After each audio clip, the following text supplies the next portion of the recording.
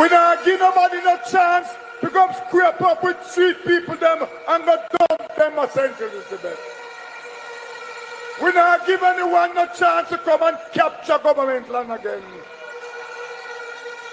And we not give nobody no chance to come tell we say we have to go suck salt through wooden spoon.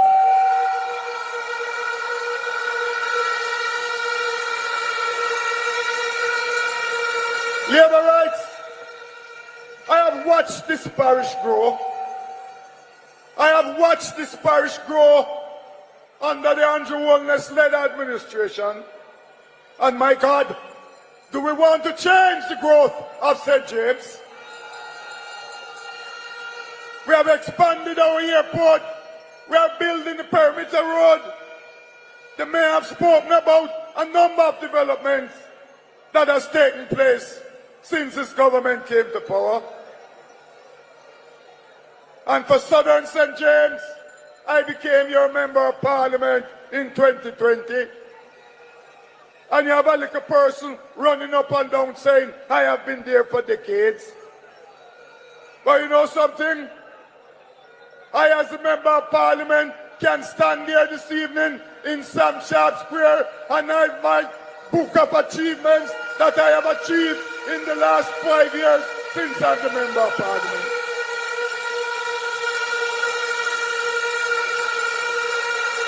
And if you would allow me to highlight some of my achievements since I became the member of parliament for St. James Southern, more than $1.2 billion has been spent or is being spent on water projects across the constituency.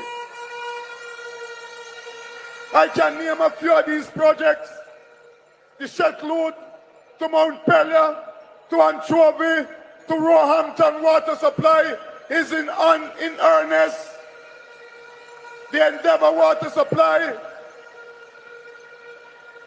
the Lapland water supply, the Spring Garden water supply, those are works that are going on.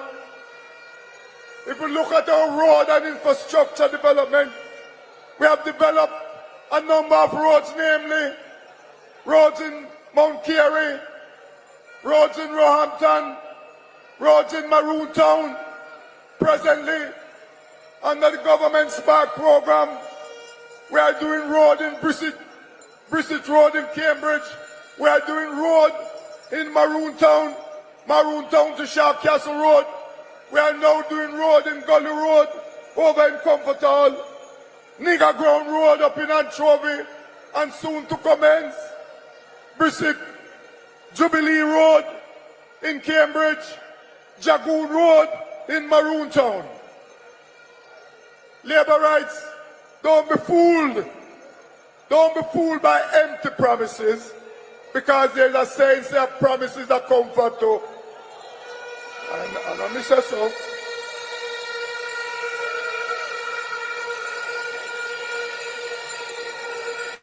We have worked on a number of farm roads across the constituency. We have done several concrete roads across the constituency. We have some 10 roads to be done under the government Spark program, and I will name them. We have Bottom Cambridge Road, well, Brissett Road has commenced, Richmond Hill to Maputa, Brothers Retreat, Horse Guard, Catskin, Malden Road, Old Jackson Road, School Road in Niagara, and Comfort Hall to Whalespan Road will be done under the government Spark program.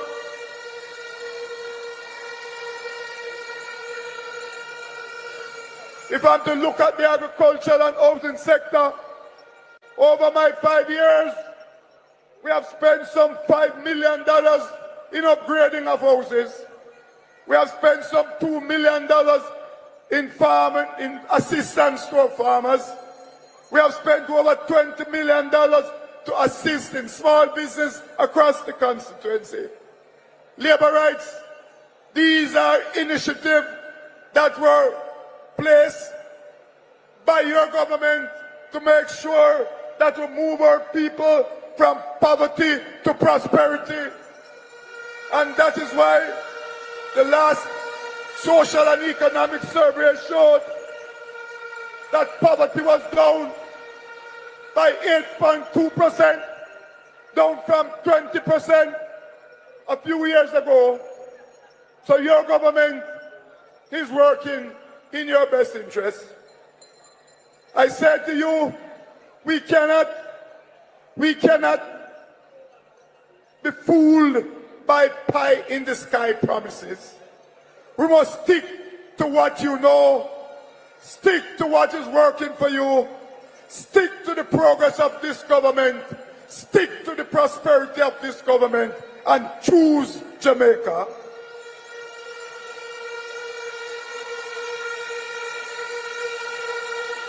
Us here in St. James, I want you to choose Horace Chang. I want you to choose Ed Bartlett. I want you to choose Marlene Malawu Ford. I want you to choose Eli Clark. And I want you to choose yours truly, Omar Davis. I want you to choose the Jamaica Labour Party to take you to prosperity. And on the 3rd of September, go out early and put your heads beside the bell for the Jamaica Labour Party.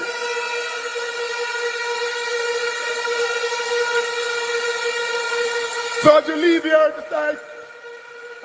here tonight, there's a lot of work to be done. There's a lot of tidying up to be done. And we're not going to take this election easy. We're not going to sit down and expect the election is going to be just given to us. We're going out there to fight it over the hills, down in the valleys, on top of the mountain, to make sure that the Jamaica Labour Party gets its 3rd term in office. This parish of St. James must remain free.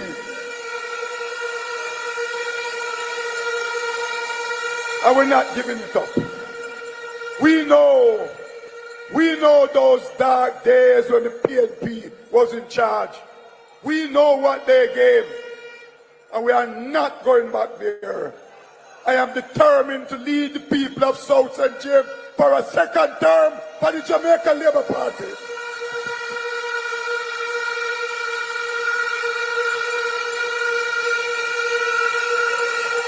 Vote early. Bring your neighbor. Bring your friend. Vote for the Jamaica Labour Party and choose Jamaica. Shower Labour. Choose Jamaica for better communities. Choose Jamaica for our prosperity. Labour rights. Put your ex beside that. Put your ex beside me. Put your ex beside me. On election day, September 3, we are going to put our ex beside me. All right, so Labour rights, you know what to do when you're going to the polling station. Central St. James is in the house. And who runs Central St. James? One Leroy Clark in the Central St. James. One Leroy Clark in the Central St. James. Let's welcome the Member of Parliament, the man who will be returned as Member of Parliament in Central St. James, one Leroy Clark. When you drive out, you can't drop none. Front tire flat spear, you no got none. Hilton I try mash up my beer, like how your auto parts place in back down. Everybody wave your hand now for hero. See Central St. James in my bring joy. The campaign gone in a full speed. That mean hero, Clark I take the lead. Wave up your hand now for hero.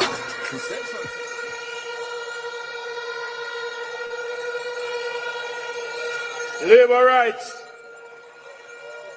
Let me say, welcome to the Republic of Montego Bay to my colleagues on the platform. Labour rights in St. James. You know how we do it. Anything we do with the help of the Almighty. And tonight is no different. So I read to you from Psalms 1. It says, blessed is the man that walketh not in the counsel of the ungodly, nor standeth in the ways of the sinners, nor sitteth in the seat of the scornful. But his delight is in the law of the Lord. And in the law he meditates day and night. And he shall be like the tree planted by the rivers of water that bringeth forth food in its season. Labor rights. If you love Andrew wellness, let me hear you. Labor rights.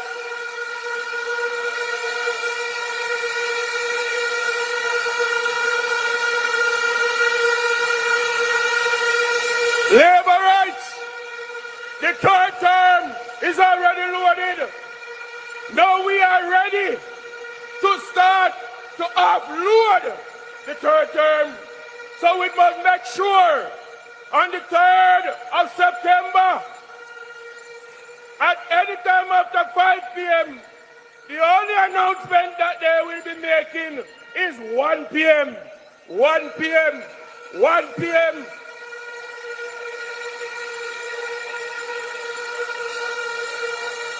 Labor rights, I stand before you for the candidate of the friendly constituency of St. James Central.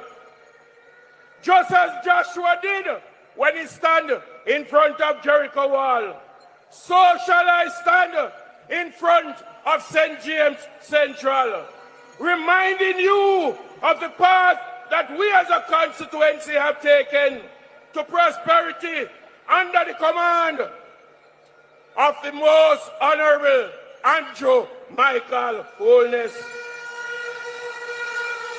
This JLP government has been the answer to some other people, because when them did have it, and them try, and them couldn't manage it, one man couldn't take the pressure and him bail out divine intervention. But labor rights, remember, God is the Almighty. Him answer prayer, and he answered the prayer by giving us Andrew Michael Holness. He answered the prayer when he gave us Dr. Horace Chang. He answered the prayer when he gave us Fairval Williams. He answered the prayer in local government when he gave us Desmond Mackenzie. And he continued to answer our prayer right across. So labor rights, we prayed. And in 2017, under the leadership of Andrew Holness, Flower Hill, who had no water for 30 years, saw a new $137 million water project.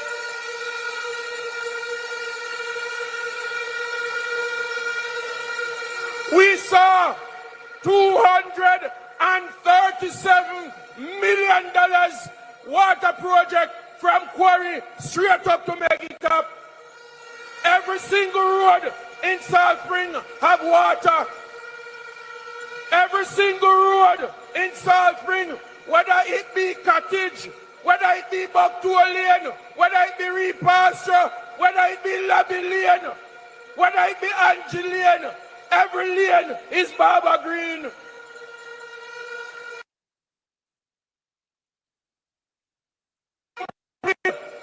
A full unit infant department in Rose Heights. Never before have the people of Rose Heights seen something like that.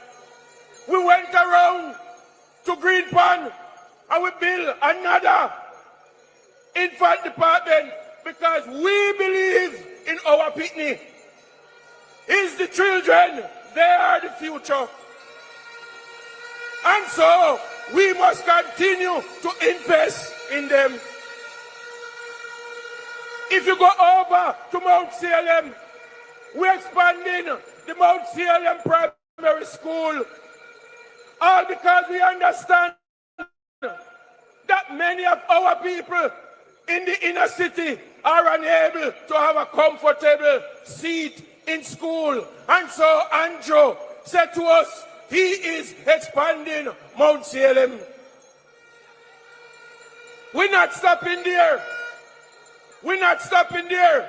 When you look at the water system, tonight the Prime Minister will address that. But let me tell you, we have a water system from Martha Brae into the entire western part of Jamaica that we are going to see water no more a problem.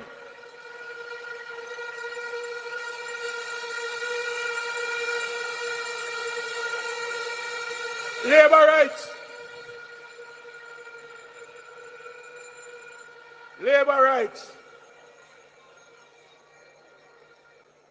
We on ya. We there. And we not left ya. They could have picked we up. They could have licked we down. We're going to bounce right back.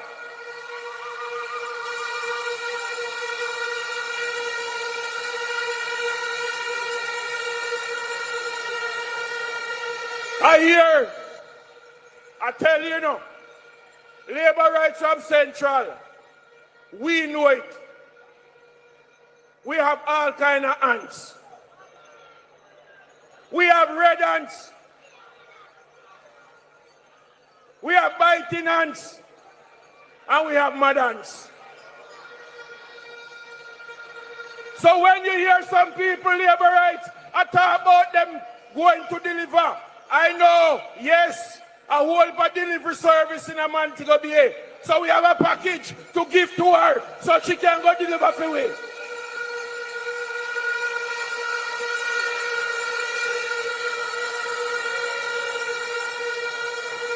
Labor rights. They are like the wandering sheep and wander all over the place. Today, they are in Central. The next day, them they are West Central. The next day, them just don't have no abiding city. Labor rights, we are here to stay.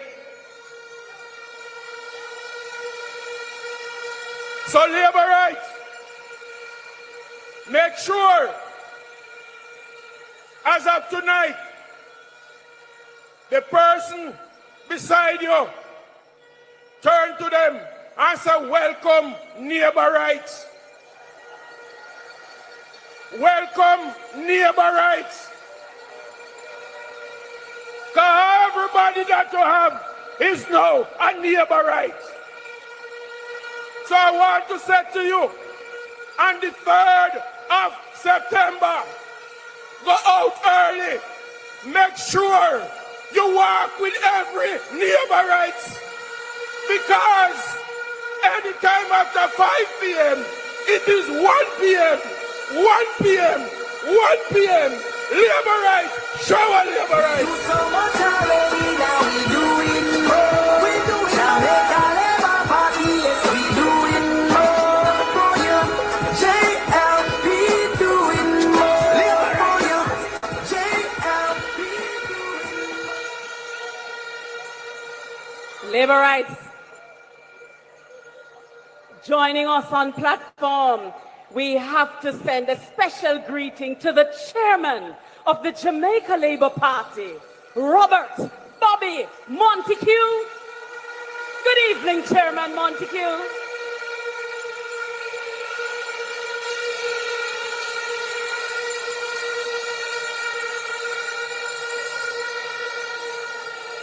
And this lovely lady says that there is one queen in St. James. One queen in St. James.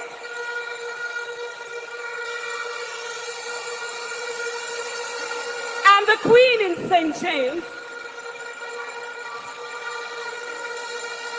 is Marlene Malahoo Ford, KC,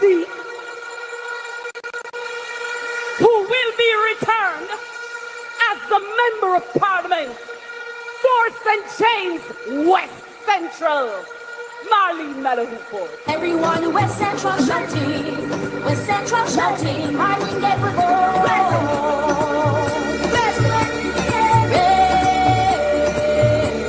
Sam Jumper is looking good.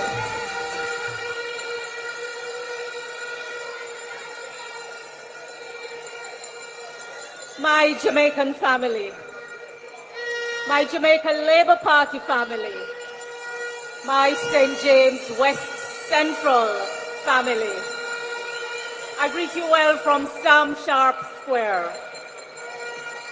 I told you that my nomination for re-election as a Member of Parliament for St. James West Central is my pledge of commitment to stay with the people until we get the work done.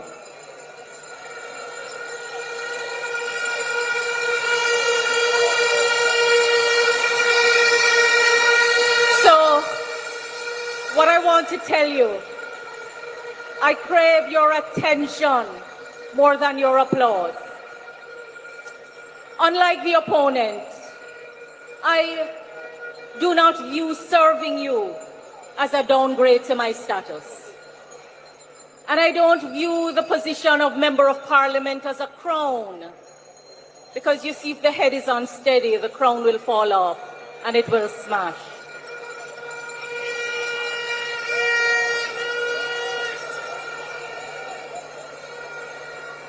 When I came here in 2015-2016, I told you that I would work to make St. James West Central, St. James and Jamaica better than I found it. I am pleased to tell you that the Andrew Holness administration has pursued policies and programs that have brought safety to the streets of Montego Bay. Before coming here tonight, we went into the Mount Salem Zozo, and I recall what it looked like when I just came. It's like day and night today. As Prime Minister went around and he spoke to families, there are children who have grown up today in safety, who do not know what it was like to dodge gunshots in the street. People go freely to their prayer meeting and walk the streets because the streets are safe today.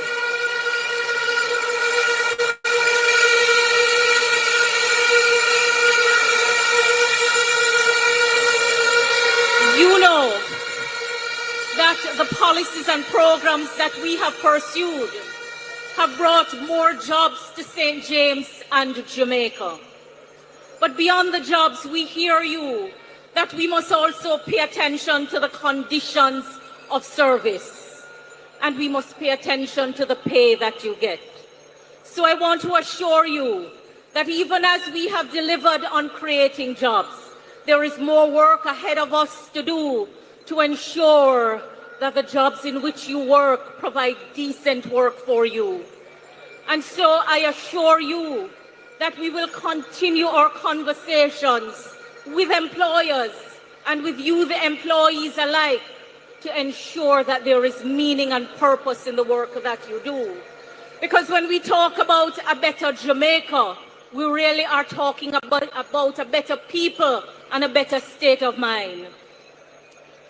You know, right across Jamaica, as it is in St. James West Central, more roads have been repaired, but still there are more roads to be repaired.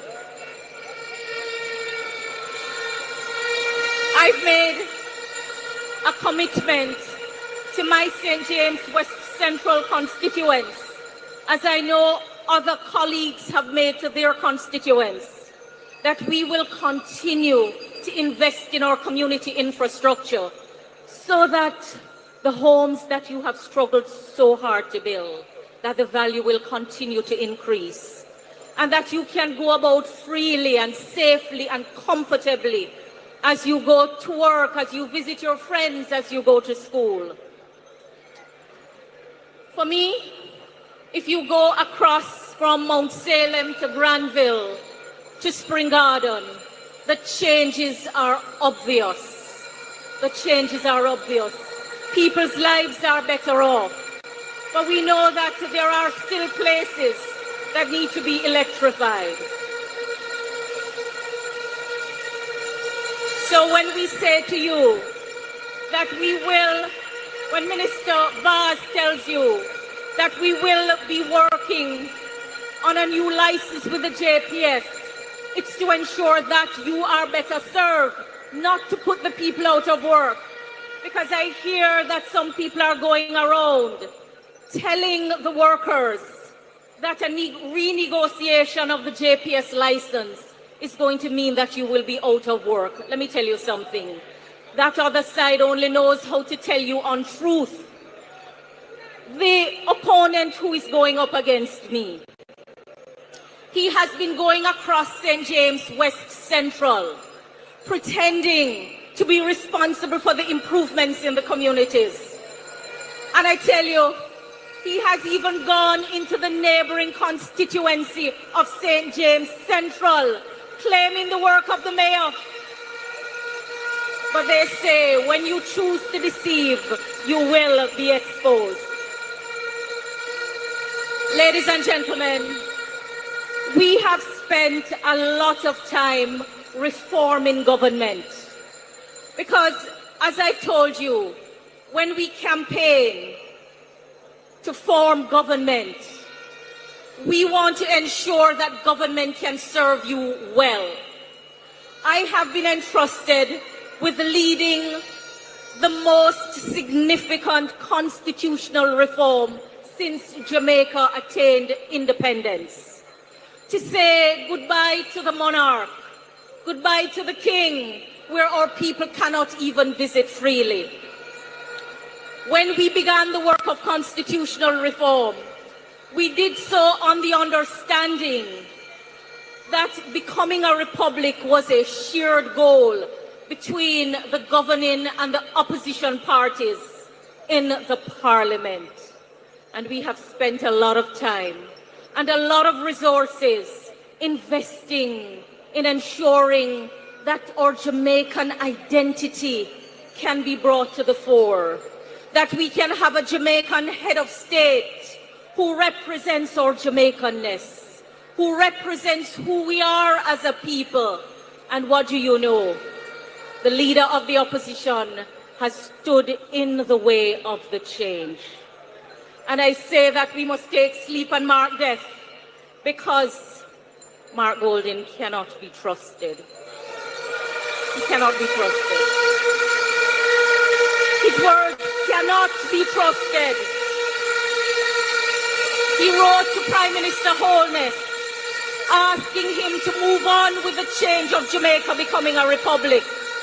And because he wanted it his way, he took the highway and refused to cooperate.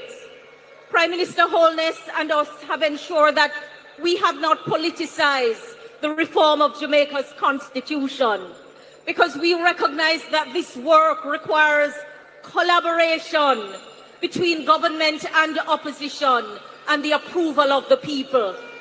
But he has ensured that we have stalled in the process, and I don't know if it is because he has a loyalty that he cannot get rid of. But what I know for sure is that he cannot be trusted. So all he's telling you about the reforms that he will bring, he cannot be trusted to lead the process. And we must send him a message that we do not trust him to lead the process of Jamaica becoming a republic. And we are not going to stand by and have our people and our Jamaicanness take second place to any other nationality. We are not British, we are Jamaicans, and we want a head of state that is Jamaican, that represents who we are, and he is standing in the way of that process. My Labour Party family, this election, like every other election, gives you the opportunity to choose your national leaders. Come September 3, the choice is very clear. We either are going to go forward or we are going to stagnate and go backwards.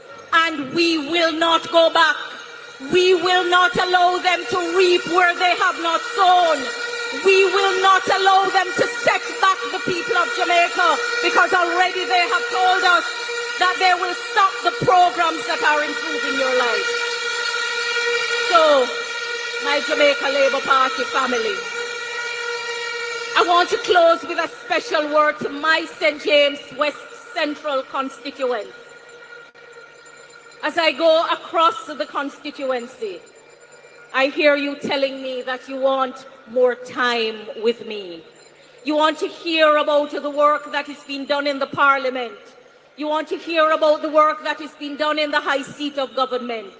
So my commitment to you for the third term is that I will put a schedule of meetings in place. And when we distribute the calendar at the end of the year, you will get ample notice.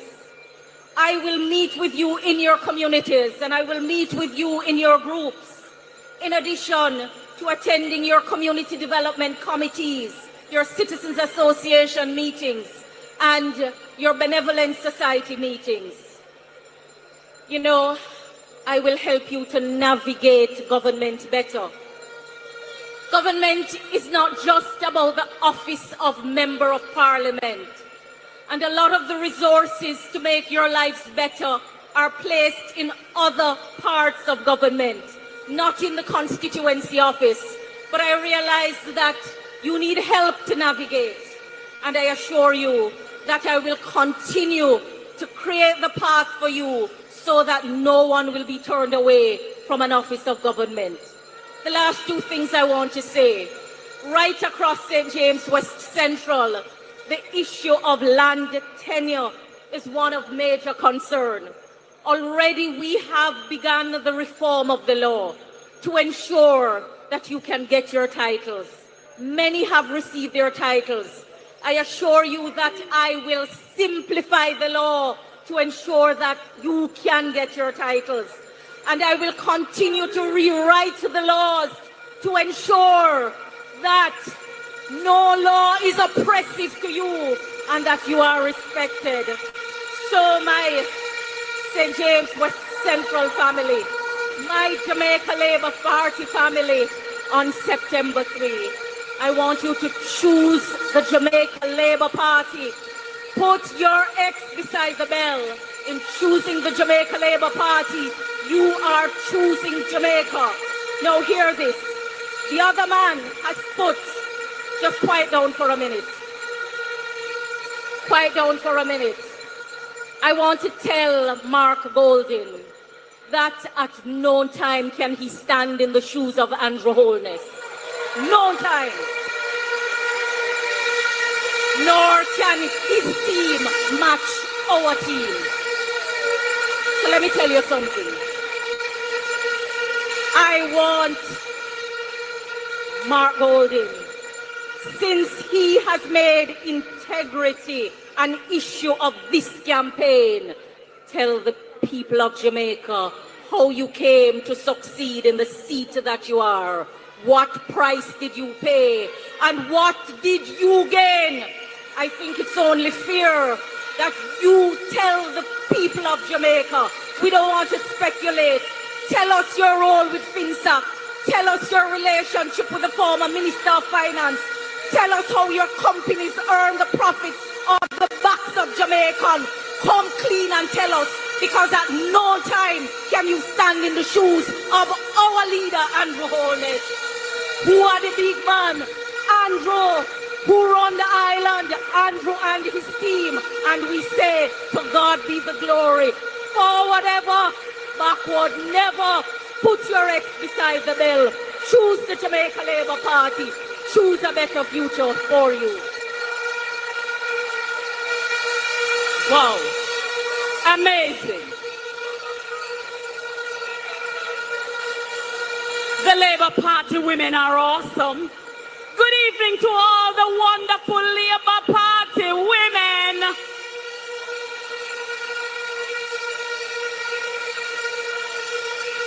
This is a party that we don't only say we love women. We put the framework in place to support all women in Jamaica. And I just want to say good evening to all my Jamaica Labour Party sisters who are on the platform. You are all amazing. And good evening to all our indoor agents, our outdoor agents, our supervisors, our runners, all the hard-working members of the Jamaica Labour Party family. It is the moment that we have been waiting for. It's the moment that the nation has been waiting for. The Manifesto launch of the Jamaica Labour Party. And we want to salute the chairman of the Manifesto and Achievements Committee, the strong, competent, superb Kamina Johnson-Smith, a sister in whom we are proud.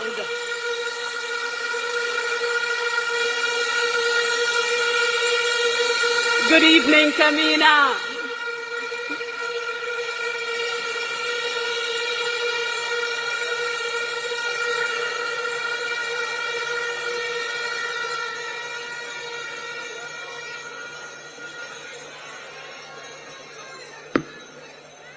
My Labourite family here at Sam Sharp Square.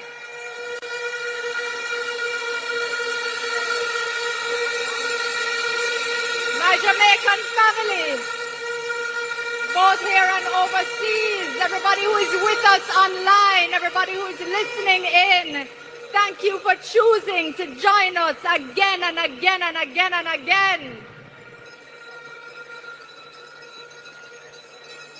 My Jamaican family, my Labourite family, this election campaign has shown us who truly loves Jamaica.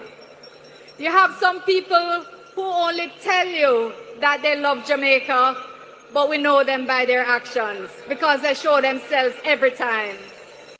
They keep showing us who they are. And then you have those of us like us here gathered at Sam Sharp Square this evening. Those of us who think that Jamaica is not just the land we love, it's a land we choose. We're proud to launch our manifesto here with you so that you can see by the plans we have for you that this is the party to choose. Our manifesto is a visionary yet practical document that shows that we will move all Jamaicans forward, building on the foundation of our achievements. And so we couldn't hide it in a Kingston Hotel conference room. Ladies and gentlemen, this is the I Choose Jamaica launch. There's nothing light about what we have to present today. Our manifesto is 100 pages of heavy, heavy commitments from your Jamaica Labour Party, government to you.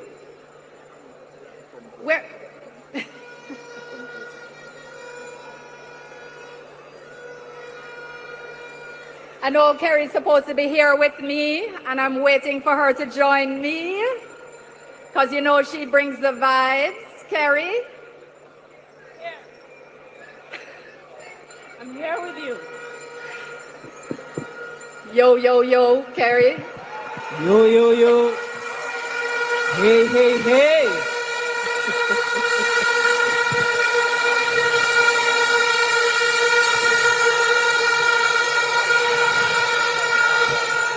So, Kamina, you made note that there is nothing light about this document and that there is something in there for every Jamaican. So hold on a minute. Just wait a minute. So that is why we tell the people, vote for Labour. And Labour Party marching on to victory every single time.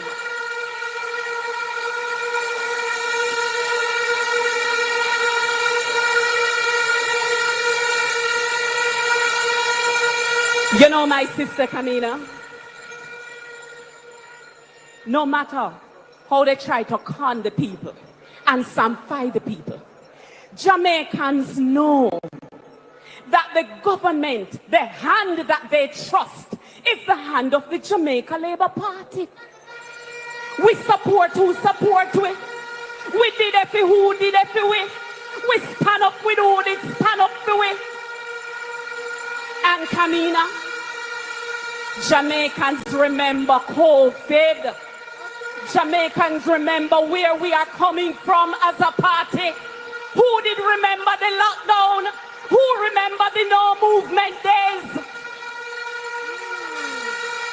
And the people of Jamaica remember that during the worst time, when troublesome times were here, it was the Jamaica Labour Party who stood up strong and who led this country through the pandemic, where we recovered stronger, where we are building, and where we are rising with action. One Jamaica Labour Party.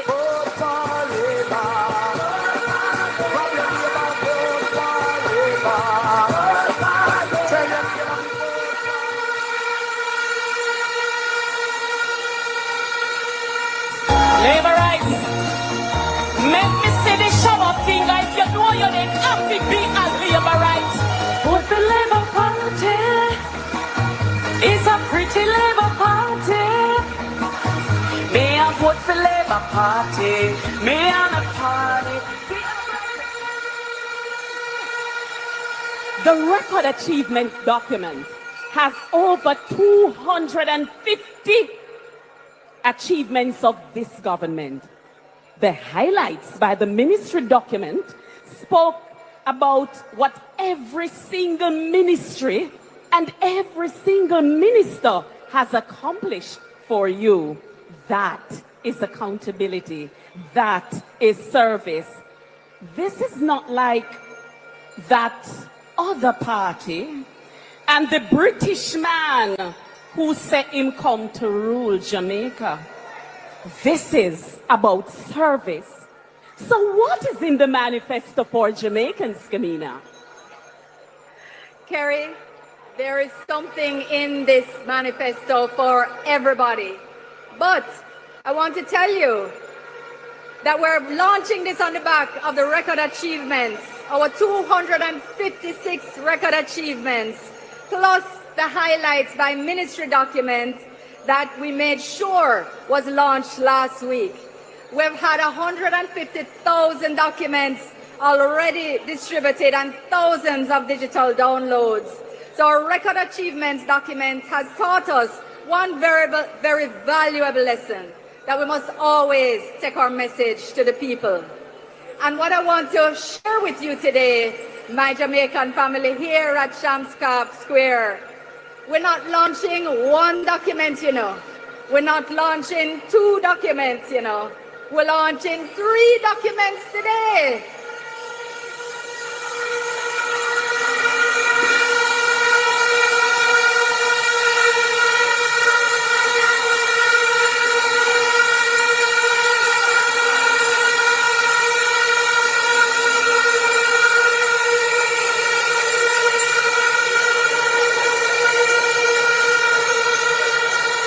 We want to share everything with you. And I think you had a question for me, Kerry. Minister, indeed. Yeah. Indeed, Kamina. We have seen where the other side have already been pushing tax on agriculture and increasing GCT. But this is the government that has been reducing taxes. What is our manifesto for the taxpayers? Thank you for that question, Kerry. But I think the best person to answer that question and to speak to the government's tax policy is the first woman to ever serve as finance minister in Jamaica and the most qualified person to hold office, our very own Segal Show a Labour rights. Show a Labour rights. Show a Montego. Show our flankers. Show our coral gardens. Show our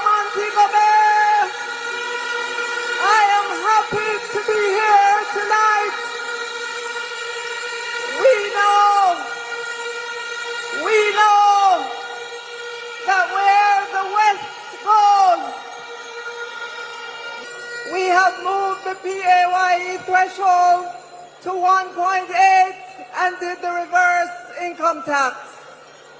Do you know what reverse income tax means? It means the government gives you back some of the taxes that you paid. It means Michael from St. Andrew Eastern, my constituency in the Papine division, have more money. And can I tell you a story? On nomination day, I was stuck in traffic in my massive motorcade, and someone blew their horn and started shouting, anti-favor, and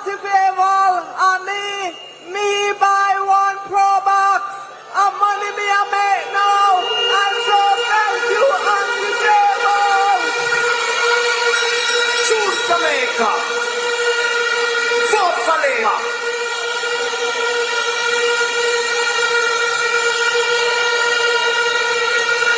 Labourites, 5 brought us to government, and we have not stopped working for you.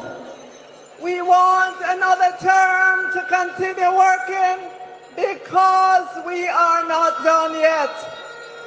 The Jamaica Labour Party is doing more for you. In the recent budget, I announced $2 billion allocation to the DBJ to provide funding to MSMEs, the micro, small and medium enterprises. The MSMEs told us that they could not afford a loan because of all the upfront fees. We removed those upfront fees, and they now form part of the loan. That means the MSMEs don't have to get a loan to get a loan. MSMEs, we heard your cry about the loan money being too expensive. DBJ is now charging less fees on the funds that it lends to the banks, so the banks can turn around and lend at a lower interest rate to MSME. This is working for you. And there is still more to be done to increase access to capital for MSME and the engine of growth in our economy.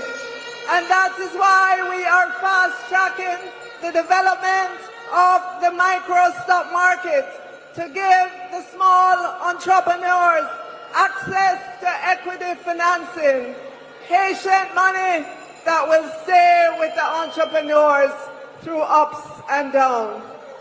And we could not leave out our young people. Under the next Jamaica Labour Party government, we will be given a one-time annual grant of $100,000 to our students who are in good standing with their student loans. Money me a look away you dey. Money me a look away you dey. Money me a look away you dey.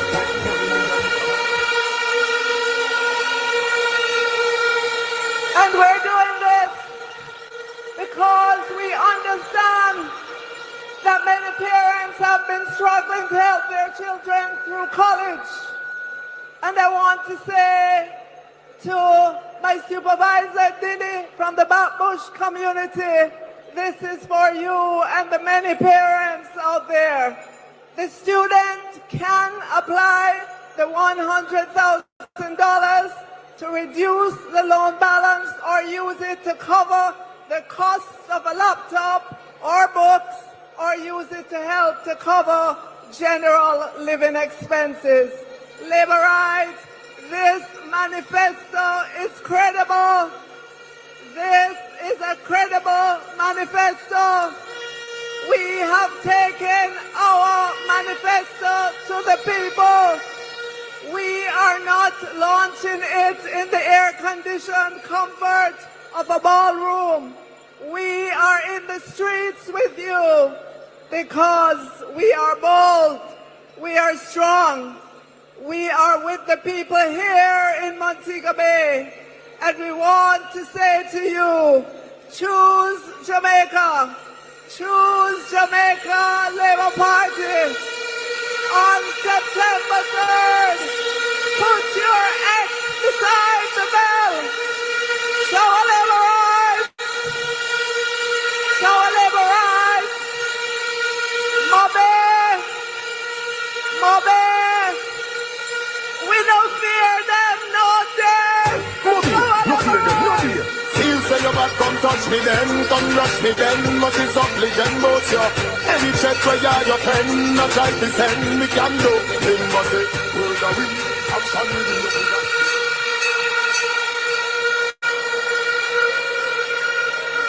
Wow, thank you, Minister Williams. It's so good that we're all here today with the people of Montego Bay. Liberites, Jamaicans, every Montegonian, every Jamaican should be concerned that the PNP will cancel and roll back all the achievements that we have made together. They have said that they will defer, delay, reprioritize, and discontinue programs left, right, and center. Jamaica, it is our responsibility to ask them if that means less roads, less water, if they're putting back fees at heart. We already know that they want to take away the safe rural buses that Minister Darrell Vaz has gotten to take our children safely to school and home. So Jamaica, we have to use our vote to cancel the PNP plans. We have to cancel them.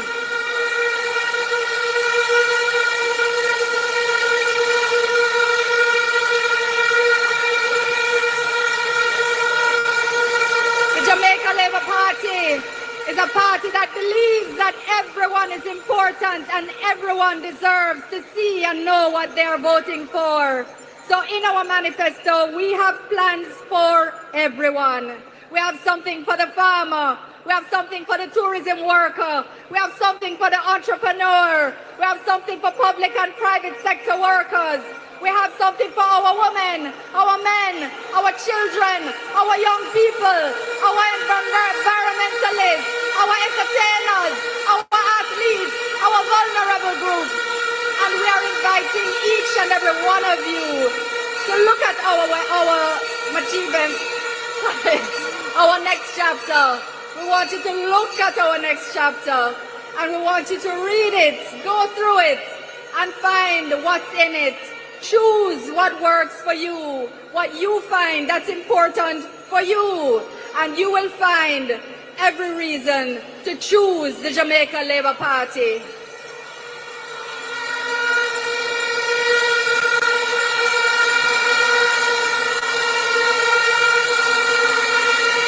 Now I'm going to ask the question that I know is on every Jamaican's mind.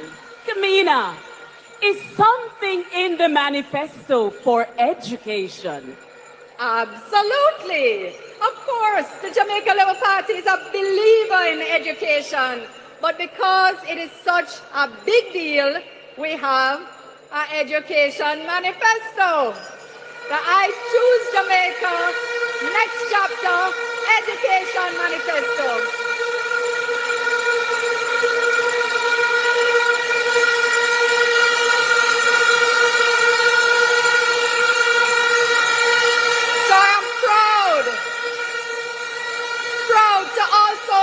This education manifesto that has so many sector-focused policies, priorities that will transform Jamaica and build on the positive results we're already seeing.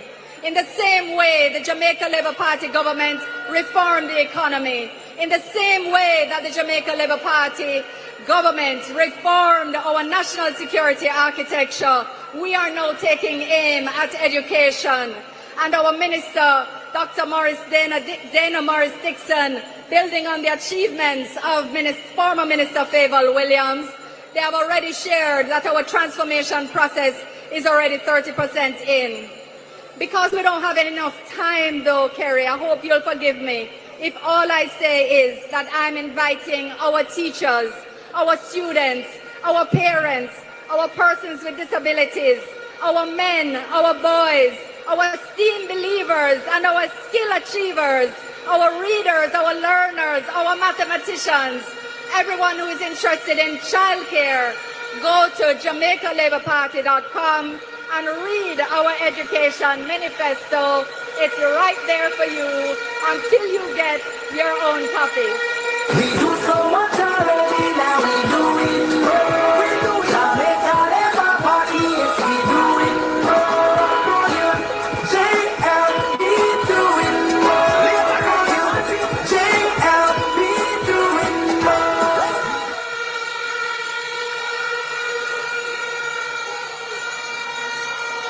This is a thorough manifesto. A manifesto where we thought of all Jamaicans, not a rushed manifesto. And we will not have to come with manifesto part 1, manifesto part 2, part 3, manifesto light, manifesto, no. A thorough manifesto, the people's manifesto, manifesto gold. Kerry, you know, this manifesto, what's good about it is that it also has accessibility features that are built into the digital documents online. So whatever disability you have, even if it's color blindness or actual blindness, we have a feature that will allow you to read or to hear or to see our manifesto.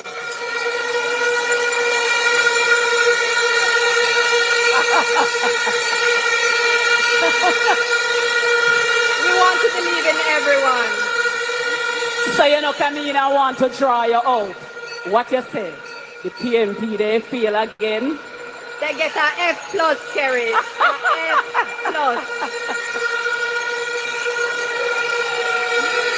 But Kerry, we know that there are some PNP supporters who have been waiting for the launch of our manifesto to run and check and see and compare and see if they can come with something better. But we have something else special for media engagement, and I'm not going to say anything about that yet. But stay tuned. We still have more to come. We're doing so much already, and we're doing more. It's more than a song for us. It's a pledge to the Jamaican people. Yes, indeed. History is being created right here in Montego Bay, where we have launched our manifesto. And what a more ideal place for those who had questions. How are they going to launch a manifesto at a rally? This isn't just a JLP rally. It is a rally for the people of Jamaica. You know, we have, but Camina, I'm curious. How can we come to the West and not discuss what is being discussed, what is going to be done for the creative communities and entertainment? What do we have in the manifesto, Minister for the West? Kerry, I'm glad you asked, but I am not the best person to tell you.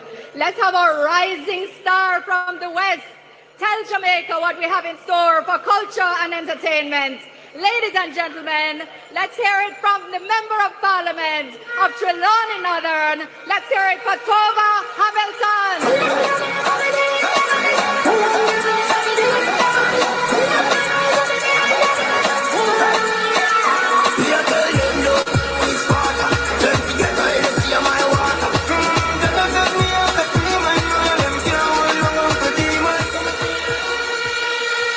Labor rights, I stand here as proof that Trelawney, both north and south, is alive and well.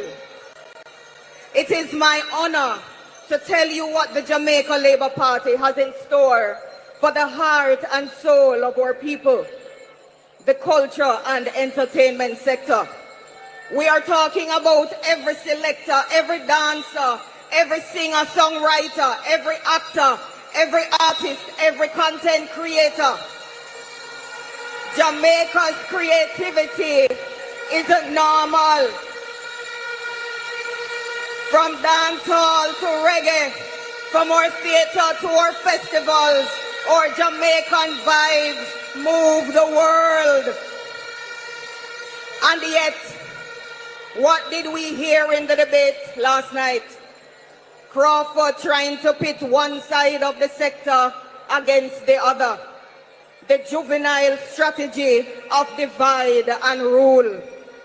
But I say to you tonight, we are the government with the plan to revolutionize and empower Jamaica's creative people.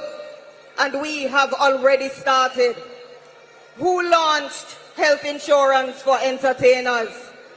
It was this Jamaica Labour Party government, a first in our history. And trust me, we've only just begun. This is not the party of chains. This is the party of freedom. The time is now, not to prosecute, but to liberate our entertainers, our promoters, our creatives. We are serious about removing the chains on the creative sector. And that is why in our manifesto, we are not just promising, we are planning, we are delivering, we are building a creative economy that every young Jamaican can plug into. It is why we will launch one-stop online entertainment permit access, a game changer for the industry, a one-stop shop. Here are some of the other initiatives our manifesto will bring to life. Free basic intellectual property advice for creatives, performing arts centers, a brand new JCDC HQ, and Jamaica's first dance hall museum and training center.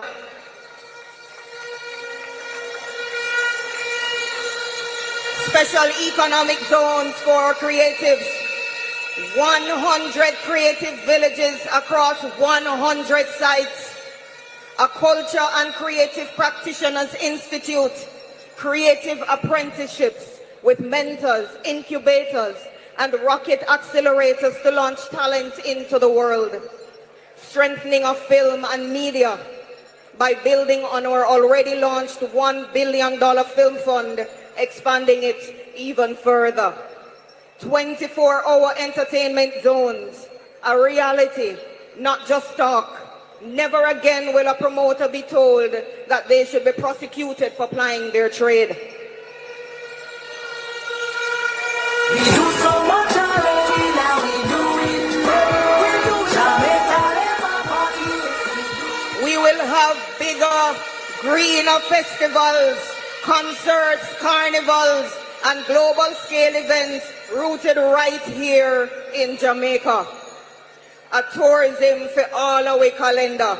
So every local business, every community feels the impact of the tourism dollar. All of this comes together with one purpose: to make Jamaica a major global event destination. I say to you, the time is now. The youths are ready. The Jamaica Labour Party is ready. The world is waiting. Let's break the chains. Let's free the culture. And let's show them that Jamaica is the heartbeat of the globe. May I vote for Labour Party, may I not party, see a brighter future, make choose Jamaica, vote for Labour Party. I wish I had more time to share, but I will take these plans along with our rural development agenda to the people of Trelawney Northern, while my colleagues right here in the West continue to carry our incredible message throughout Sam Sharp Square. This is not politics as usual. This is freedom for our creatives. This is Jamaica unleashed. Show our labor rights. Family, I mean say family. If I want to meet a fern killer, you don't believe in a fern killer. Family, I mean say family. Sam Sharp Square. Wanna hear that? So, one man, the opposition leader, had a chain around a black man's neck.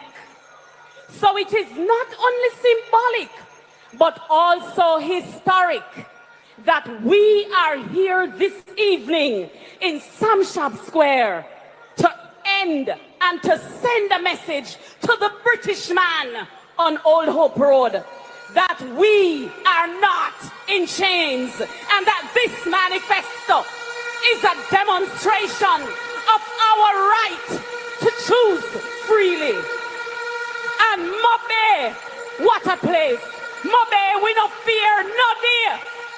And because of that, we can say loudly, proudly, boldly that we choose Jamaica.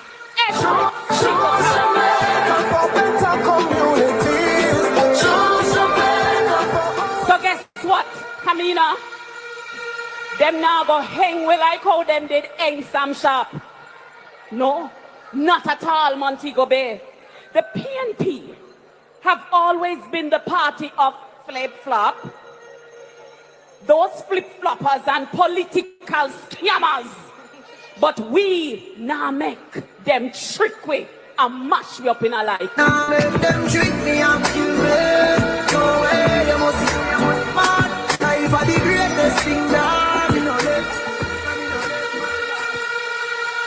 And you know, Kamina, I'm happy that there is something in there for our creatives, for our entertainer, because as an artist myself who just bust, there is something there for me, yeah. Me and vote for Labour Party. Me and a party for a brighter future. Me choose Jamaica, vote for Labour Party. We're doing good for you. Singing JLP for hours, ringing in the showers. A blessing we are called on. Panic or jam down, X beside the bell loud. We're doing more for you. Hold it. Carrie, I'm going to tell Tova she have to sign you up fast. Jamaicans, labor rights, our campaign has been deliberate and intentional in every way. We have had a digital and a physical campaign that has already touched and engaged hundreds of thousands of Jamaicans. Kerry, I heard them asking last night in the debate, they were asking for our health minister as if their spokesperson was there and he was nowhere to be found. While their spokesperson was on TikTok, our Minister of Health was out in the field opening up health centers in community after community after community after community.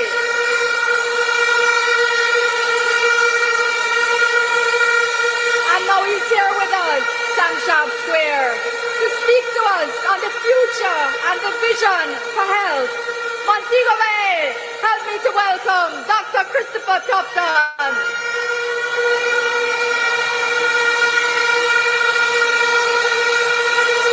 Thank you very much, thank you very much. Yes, I hear say them a look for me last night, like say me missing or something. Well, I want to report to them I'll be there Tuesday evening, live and direct, to whip them with my finance minister and my education minister, because Labour Party policy is better for Jamaica, and Jamaicans know that. Labour rights. So much to say and so little time to say it, so we're not going to say everything here. That's why our manifesto is not an event. It is a series of events. So today we launch, tomorrow we're going to talk about it, the days to come we're going to talk about it, and we're going to ensure that all stakeholders who must know about what the future looks like under Labour Party government will get that. What we're not going to do is launch our manifesto in an air-conditioned hotel room with some Tapanaris people as if at them one matter. You, the people, matter, starting right here in Sam Sharp Square and across the length and breadth of Jamaica. Jamaica, nobody for stone, nobody fight, it is a biggie and labor right. And I tell you something, those who don't respect the intelligence of the average Jamaican man, let me say we, the Labour Party people, respect everybody. We know you have the ability to listen and to understand. We know you have the ability to know what is in your best interest and what is just an opportunistic position that the PNP take. We know that you know when promises don't mean nothing, but hard work and results, like the Labour Party has shown, mean everything, and that's why the Labour Party deserves a third term.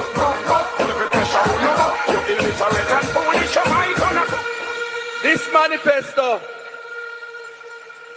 by the way, this is the mother, the father, and the children of all manifestos.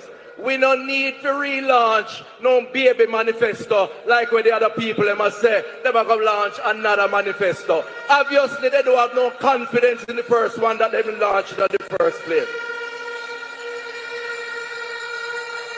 I want to just say a few things quickly in 5 minutes or less. In 2015, and I want you to listen to me carefully, if you knew someone who had lung cancer, cervical cancer, colorectal cancer, or multiple myeloma, all in the cancer category, the big C that everybody fear.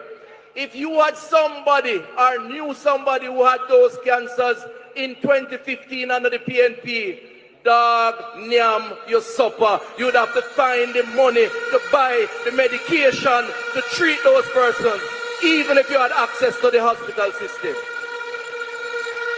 Today, under the Jamaica Labour Party and the National Health Fund, if you are unfortunate to know somebody with that condition, all medication are free to those people and their families to give them an opportunity to be the best that they can be. And there's more to come. In fact, if you have lupus, sickle cells, Parkinson's disease, thyroid disease, or attention deficit disorder, all diseases that affect people's lives, in 2015, under the PNP, you get no help. In 2025, under the Jamaica Labour Party and the NHF, you show your NHF card and you get free medication. We care about the people of Jamaica and we respond to the needs of the people of Jamaica. In fact, your friendly NHF pharmacist is now in 128 locations across the length and breadth of Jamaica. Under the PNP in 2015, less than 100 outlets were there and they were limited in their offerings. Today, you have an NHF pharmacy or a drug serve window just down the road or by taxi. You can go and get your free medication under this JLP government. And guess what? In this manifesto, we care about our golden agers. We care about those who are 60 years old and more. Those who have worked hard to build this country. When they reach a certain age and can't work again, the government must help to look after them if they can't look after themselves.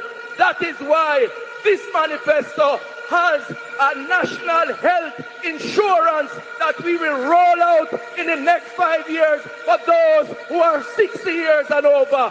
PNP can't do that. They don't understand it. We understand it because we care for the benefits of the Jamaican people. Health centers are the backbone. Every Jamaican who born know about the health center down the road from them. In every community. Under the PNP, they have been left neglected. Some of them have doctors, some don't. Some have doctor 1 time a week, some 2 times a week.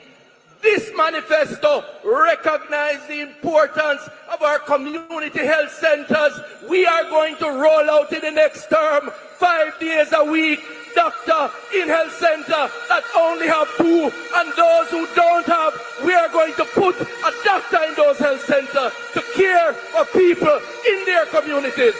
We do so much already, now we do it more. We do it. Jamaica Labour Party, yes, we do it more. And And when he come to hospital, I'm soon done. When he come to hospital, it is this Labour Party government under Andrew Holness that has embarked on the largest hospital upgrade in the history of this country's independence. Them talk about Cornwall Regional. Them mash up Cornwall Regional. We are building it back as a new hospital for the people of Western Jamaica. And over the next 6 months, you will walk into the new Cornwall Regional Hospital. And if your children sick, you will walk into the new Western Child and Adolescent Hospital. Western Jamaica will have the largest concentration of hospital beds, doctors and services and anywhere else in the Caribbean under your Labour Party government. That's a commitment that is in our manifesto. And if anybody is here from my parish of St. Catherine, I want to ask you a simple question. When last you ever see 2 cranes? You know what a crane is?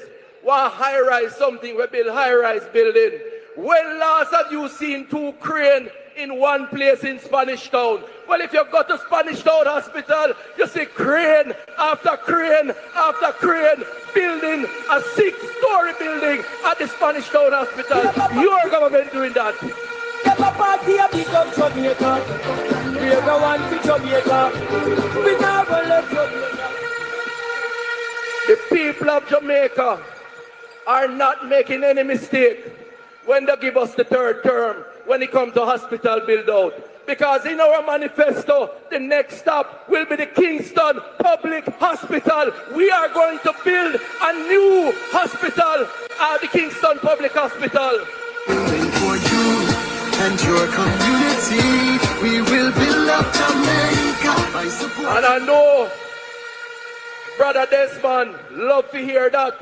I want to tell him, say, if we do it with Western Child, if we do it with Cornwall, reassurance, we are going to do it with the Kingston Public Hospital. We already secured the land. And those who want to stop the parish of Portmore and claim, say, we need hospital services. We already have the land in the Bernard Lodge area to build a new hospital for the parish of Portmore under this Labour Party government. JLP cares for Jamaica. Come on, come on, come on, come on. I close by saying to you and the people out there in TV and radio land, if you read the 206 achievement document that we distributed 140 copies of, 140,000 copies, and if you have felt some benefit from the Jamaica Labour Party under Andrew Holness, whether it is medication, whether it is new road, whether it is water in your community, whether it is education grant, whether it is student loan, no interest. If we did it before, we can do it again. We will do it again. Labour Party doing it better for you. Show our labour rights. Come out on the 3rd of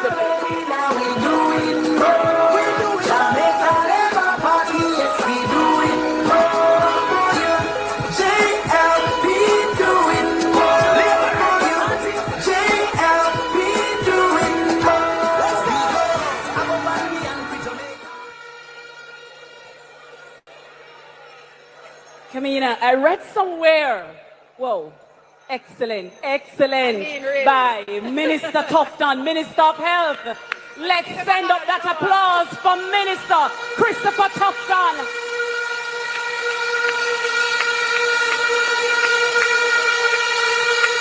And Mobe, the reason I'm sending an extra special big up for Minister Tufton, it could not have been easy to have been the Minister of Health navigating us through the COVID-19 pandemic. And trust me, Tuffy take it on like a big man, the man a hunger the COVID pandemic. Big up yourself, Minister Christopher Tufton. And you know, Minister Johnson Smith, I read somewhere that someone said that patients are sometimes poorly treated by broken, frustrated, and overworked staff that have been transformed into clock watchers, dying for an opportunity to leave for greener pastures. Now that to me, that is a strong endorsement of the government coming from the PNP opposition spokesman on health. Greener pastures can only be found over the Jamaica Labour Party. Show labor rights. Choose Jamaica for better communities. Choose Jamaica for our prosperity. Choose Jamaica. So, Minister Johnson Smith, I'm asking a question that I know that the people in St. Catherine Northeastern and other Jamaicans want to ask. We feel, say, something else dead in the manifesto. Tell us what else is there. Nothing's there. Take care. Nothing. We have so much to present, my Jamaican family. There's so many things in the manifesto that you will love. That we have to pull out 100 highlights. 100 highlights of the I Choose Jamaica next chapter. You have to go online now to check it out until you get your copy. But we want you to see that there is something in there for everyone. I won't have the time to share it with you tonight though, because we have some heavy hitters coming later. And some of them may well talk about things that are in here, because we have Dr. Horace Chang, who is also Deputy Prime Minister and Minister of National Security. We have Edmund Bartlett coming to speak to us. We have the Bun Bad Mind, Darrell Vaz, coming to speak to us. And of course, we have Dr. the Most Honorable Andrew Michael Holness, who will have things to share with you. So I just want to remind you, everyone here at home and online, everyone overseas in our Jamaican communities, when you look at the care that we have taken to plan and share our plans with you, and when you take a check on the other side, you must know, you can tell who truly respects you, who truly loves you, who truly chooses Jamaica, and who is ready to lead this country that we love. The other side will have to wheel and come again, and I understand they plan to try tomorrow. We don't know what they will come with, whether it's a manifesto light or a manifesto late. But whatever it is, we are sure they're going to try to come with some promises to trick you, to try to trick you to get your vote. But our manifesto is well thought out. It's intended to build on our achievements, as you have been hearing, to do even more for you, because we respect you and we love our country.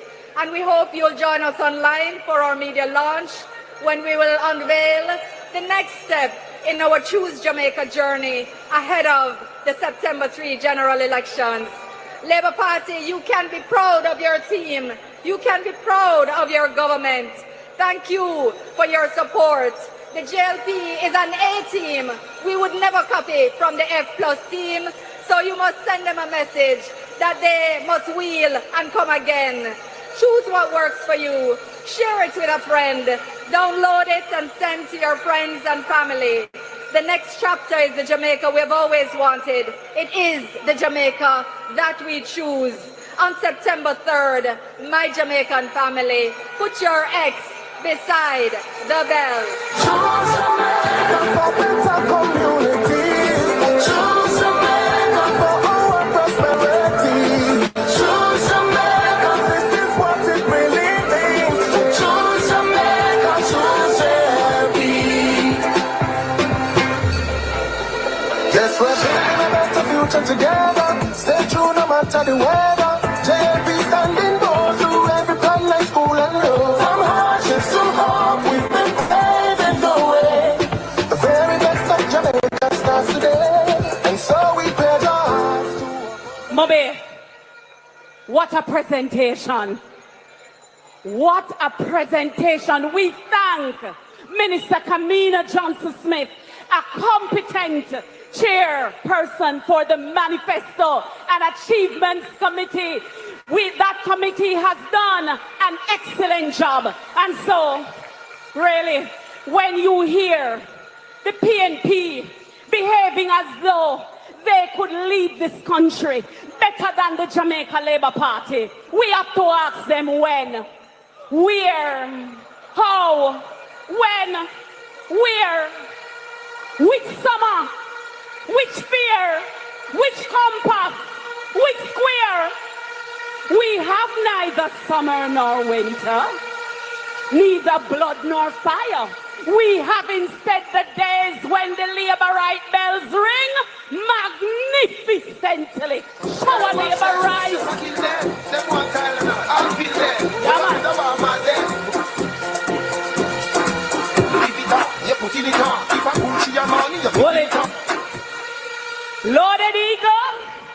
Loaded Eagle, you are ripping through my constituency with the vibes.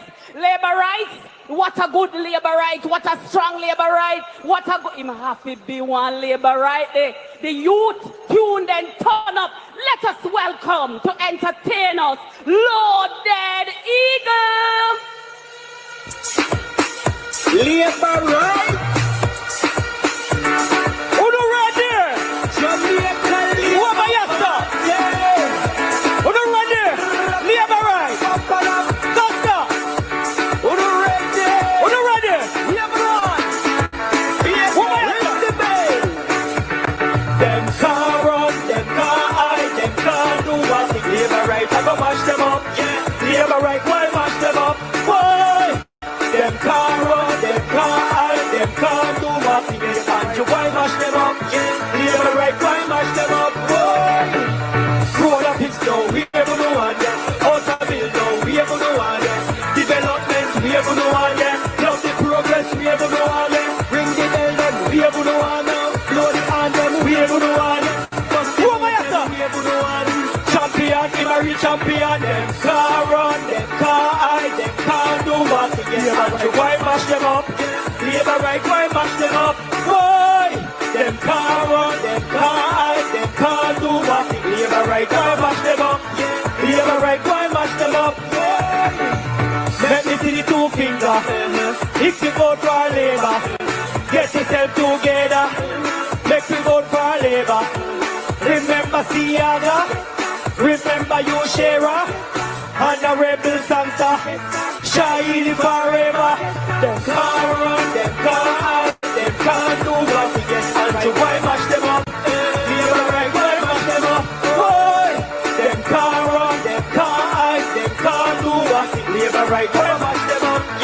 Labourite, why mash them up? Boy, road a fix now, we ever know one yet. House a bill now, we ever know one yet. Development, we ever know one, yeah. Love the progress, we ever know one, yeah. Ring the bell, them, we ever know one, yeah. Blow the hand, them, we ever know one, yeah. Bust the move, them, we ever know one. Champion, him a real champion. Them can't run, them can't hide, them can't do one thing. Yeah, and you why mash them up? Labourite, why mash them up? Boy, them can't run, them can't hide, them can't do one thing. Labourite, why mash them up? Labourite, why mash them up?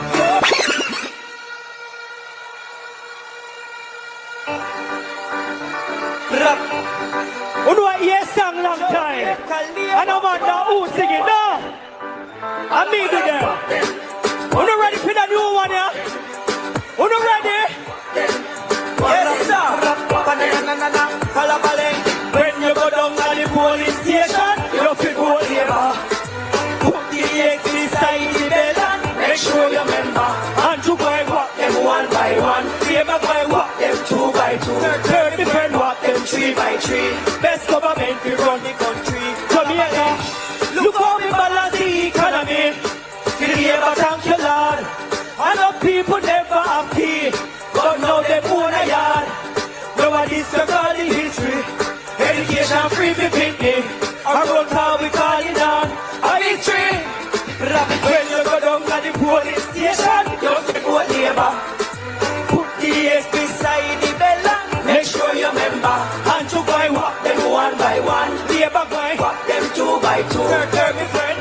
tree by tree.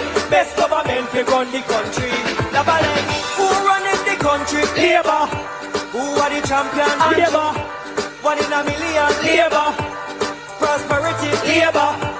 Go tell your uncle, tell your auntie. Put the X beside the bell too.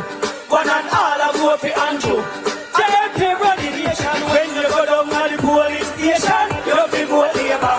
Labalang, put the X beside the bell. Make sure you remember.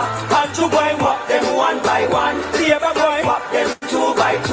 Third me friend, walk them 3 by 3. Best government we run the country. Andrew, Wallan, Wallan. Labour right!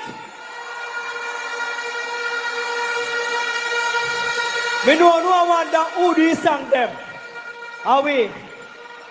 We not ready again? If we not ready, Andrew one, let's go, sir. Run me truck. Labour right! Who not ready? Let's welcome the Prime Minister of Jamaica. Andrew, oneness. Who was the champion? Andrew, who pull.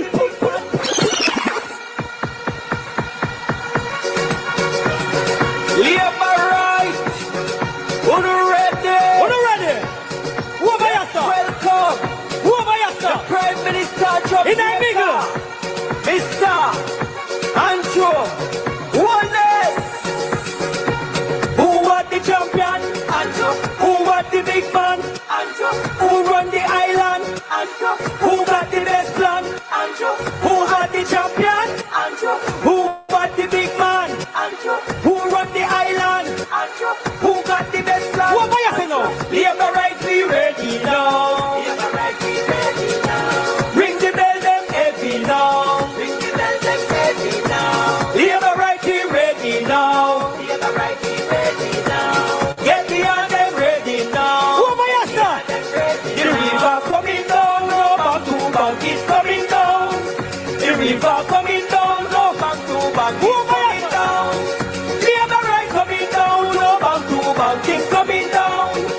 Brother coming down, no back to back, it's coming down. Who ready again? Who was the champion?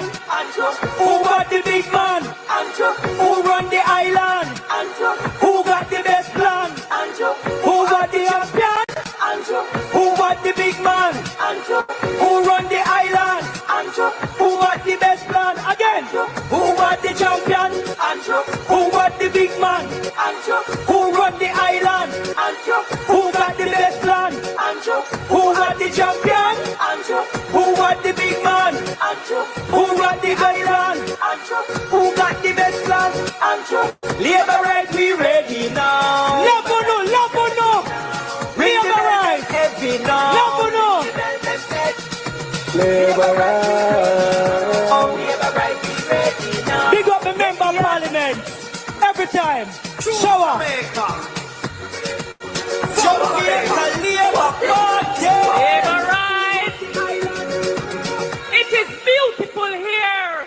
Sam Shop Square. No be no fear. No day shower Labour rights. Shower Labour rights. Whoa, St. James never did have to show off stuff. Look on St. James. Labour Party river come down bank.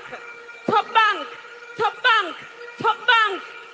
My. Somebody said that Mobe is sending a message to Spanish Town that when we have the rally in Spanish Town, said Spanish Town crowd can't beat Mobe a crowd.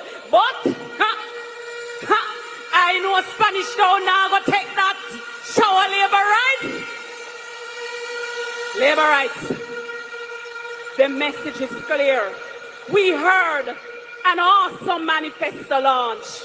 We know that Labour rights all over Jamaica are tuned in. They are watching. The Labour right base is ready. We are active. We are energized. And all Labour rights everywhere. You can't wait till September 3 for put on the X right side of the bell. The Member of Parliament who you will be hearing from now, is a powerful deputy leader, a champion minister, a senior man in the business, and him set the thing so that me can follow in the thing. He is the member of parliament from West Kingston, the fortress of the Jamaica Labour Party, Montego Bay, St. James, Sam Sharp Square. Let's welcome Minister, the Member of Parliament, from West Kingston, the fortress, Desmond Mackenzie. Party, we must be proud of our leader and Prime Minister, Dr. the Honorable Andrew Michael Holness. On labor rights, regardless of how much they try to malign him, we choose Andrew Holness. He has been faithful, he has been good, he has been honest, he has been sincere. The Jamaican people can rely on the goodness of Andrew Holness and the Jamaica Labour Party in the next term.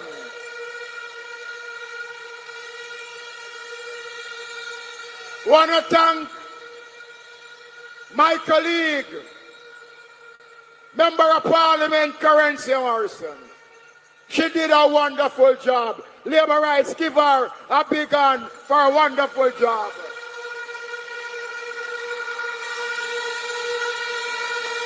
So tonight we are in Sam Sharp Square, the capital of the city of St. James, the Republic of St. James. Labour rights, let me tell you something. I am feeling good. The tide of the Jamaica Labour Party has taken over this country from Negril Point to Moran Point. Everywhere you go, it's Labour, Labour, Labour. And we launch our manifesto tonight. And that manifesto speaks to the things that we intend to do when the third term starts. Jamaica is moving in the right direction. Everything about Jamaica is good. We have the best Prime Minister. We have the best Minister of Tourism. All of the Jamaican people them are good. The only thing that will be bad for Jamaica is the People's National Party. Make we shut the door from PNP. But remember, labor rights. Remember, nice don't win election. Sing how much you love Andrew Holness, don't win election.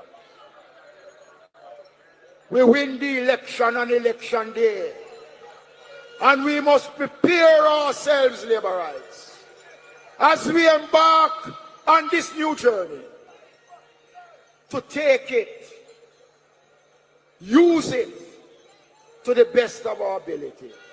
The Jamaica Labour Party has been the only salvation for Jamaica.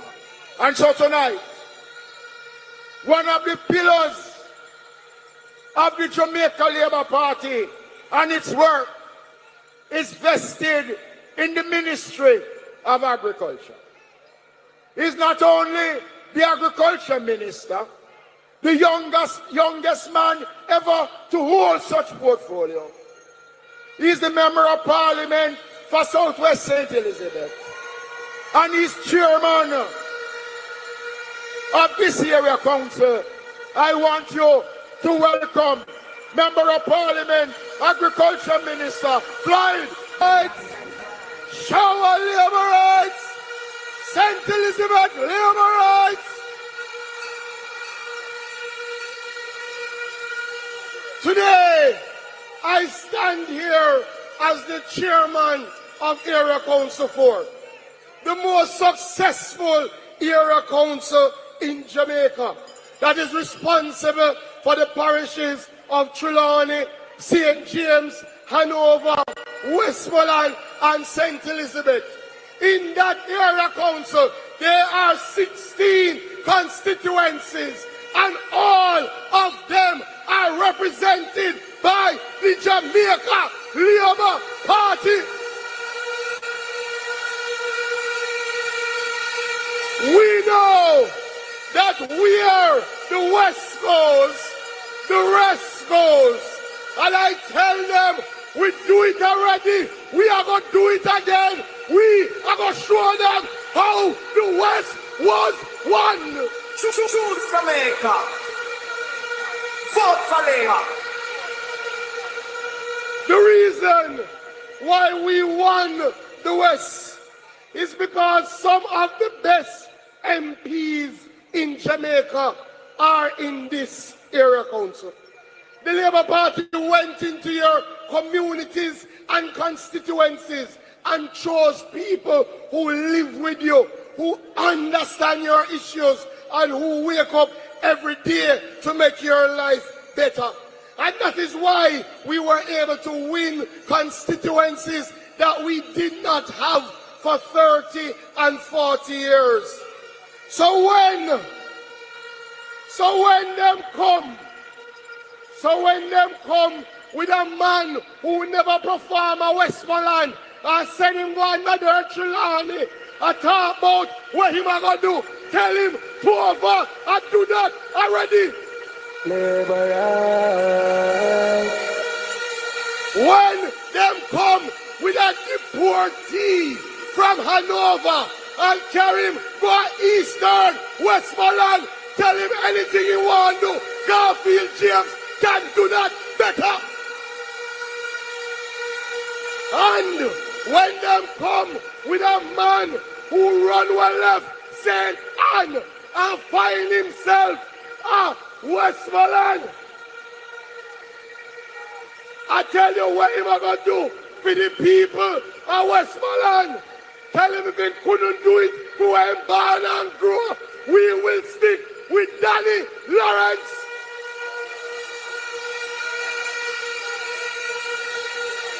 There is a clear difference between that side and this side. The people on the other side, they have no ideas, they have no vision. They are a quarrelsome bunch. All them focus on a propaganda and prank. But I tell them, we will not switch hospital building Dr. Tufton for scandal chasing Alfred Dawes. I tell them, we will not switch hotel opening at Bartlett for a man where I look for a seat like we come. And I tell them, we will not switch the rural busman, Darrell Vass, for plundering Philip Palwell. And I must tell you, we will not switch anybody for the vision, the action, the nation building of Andrew Michael Wallace.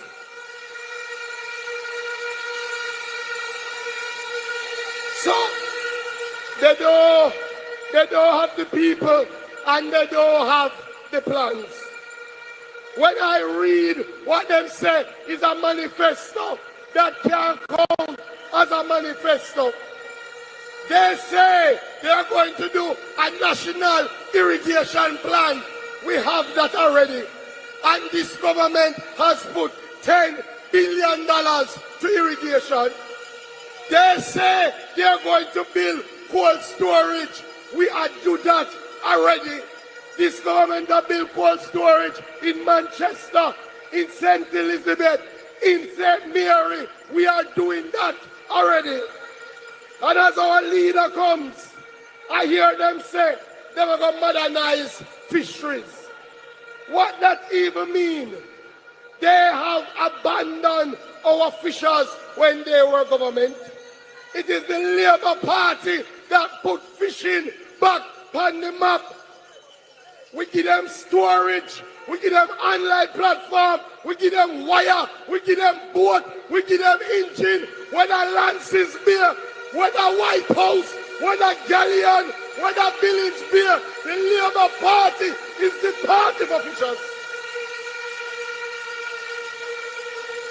So, when we realize and me read them manifesto, it look like one of them picnic there when never come school and show up for the exam. So all them try to a copy. When me tell them say, all them attack, we are stepper. Catch up them up here, we are pepper.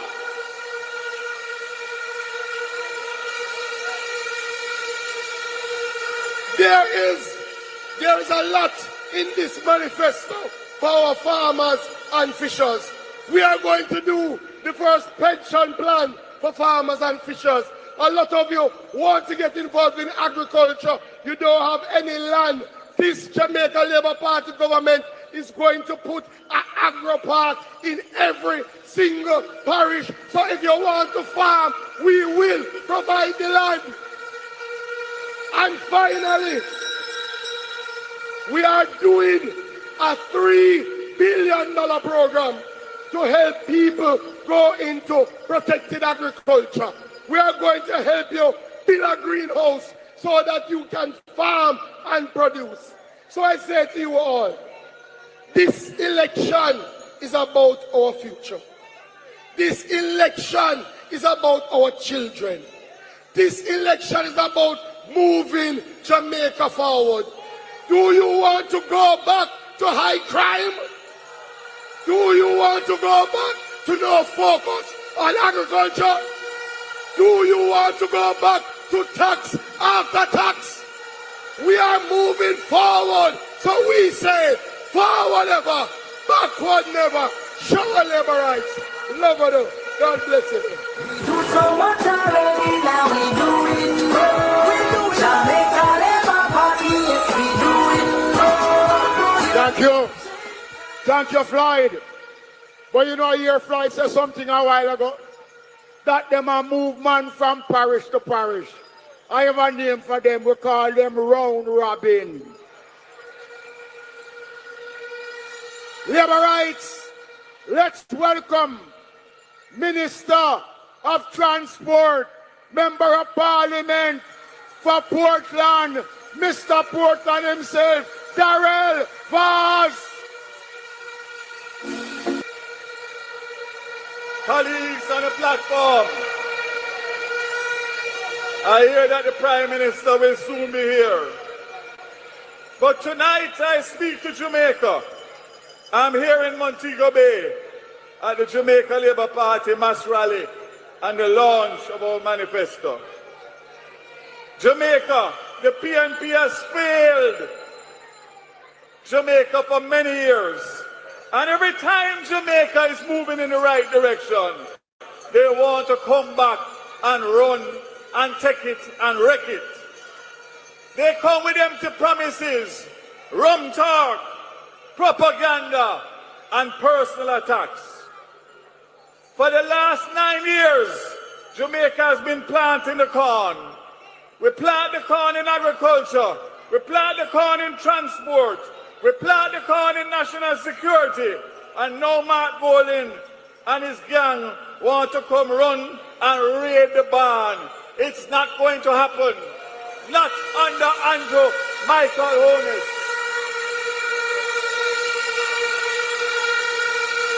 In halfway tree, we had the first leg of the Choose Jamaica match. And we gave them 6 love. But since I'm in the West, make us give them 6 more. Would you prefer to have as Minister of National Security Dr. Harris Chang or Peter Badmine Bunting?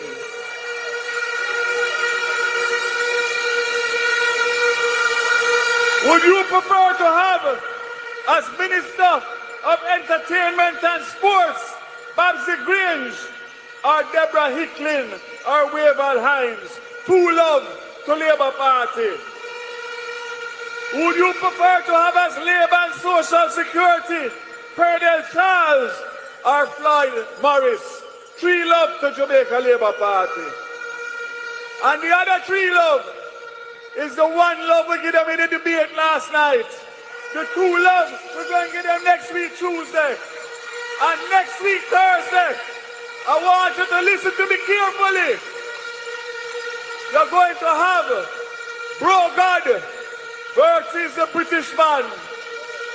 Turn on your TV. Get out your rum and your Campari. Sit down on your couch and tuck up your foot and watch Bro God check him out.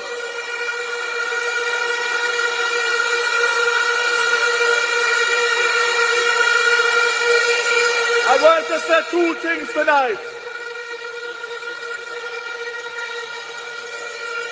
I want to assure you that no matter where you're here and you sip on social media, come next week, I have the school buses ready to roll out for September morning, and no guy can stop that.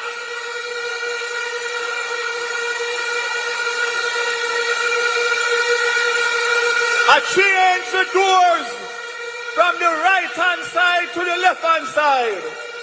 I put on brand new tires on all 110 bus. And listen to this now. I'm going to give you 122 routes across Jamaica with 258 schools. And in 2 years, I'm going to give you the other 600 schools, totaling 858 rural schools across Jamaica, and no guy can stop that. Post after us. School big week, young, it's no class. Post after us. So I want you to listen to me carefully tonight. Jamaica, I heard with my own ears last night, Damian Goatman Crawford say if the PNP win, they're going to disband the rural school bus system.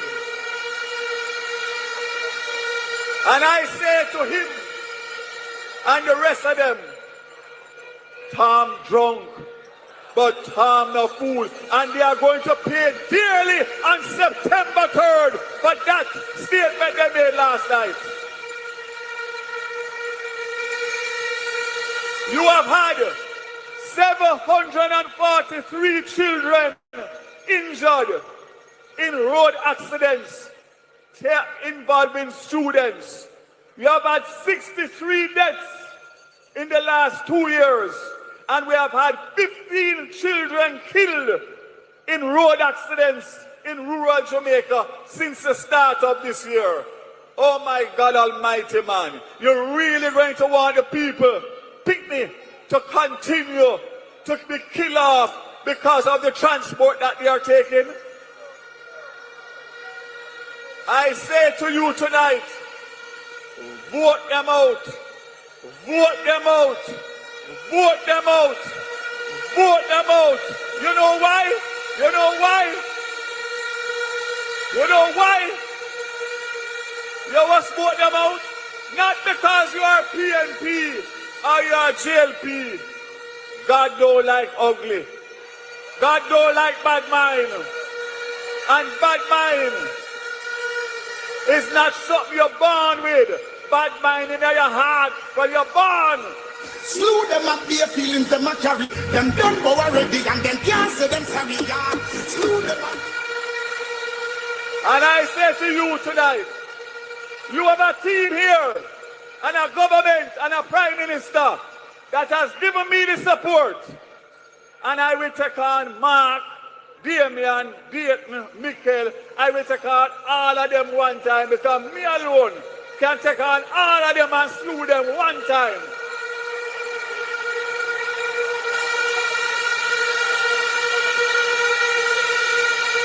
I want to say something to you. I want to say something to you.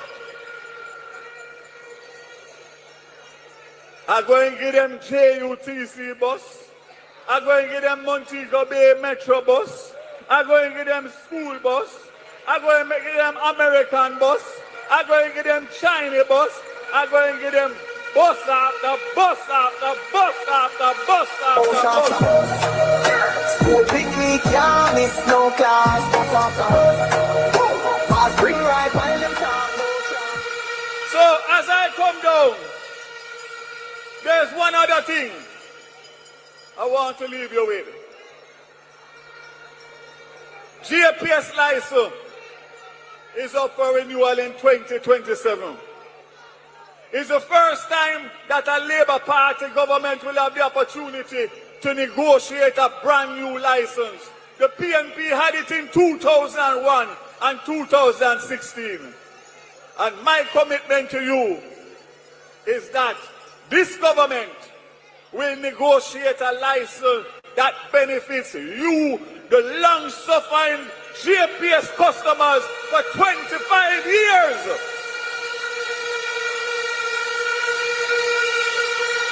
So make up your mind whether you want Philip Caldwell, who negotiated the last one, and Bobby Pickersgill, the one before. Are you going to make Andrew Holness and Darrell Vaz and the Labour Party cabinet? I close by saying to you, Mark Bowling and the rest of them asked me to show them the certificate for the bus, the inspection for the bus. About 5 certificates them want.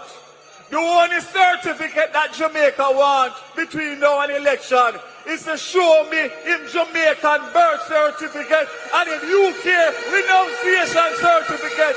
And if you can't show me that, run him away.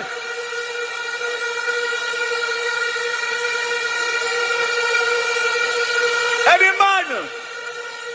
man, we're saying born at Jamaica, and him getting first Jamaican passport at 43 years of age in order to go in a government and get a diplomatic passport is not a man that has Jamaica's loyalty at heart, because him traveling on a UK passport for 43 years, but him same live in Jamaica.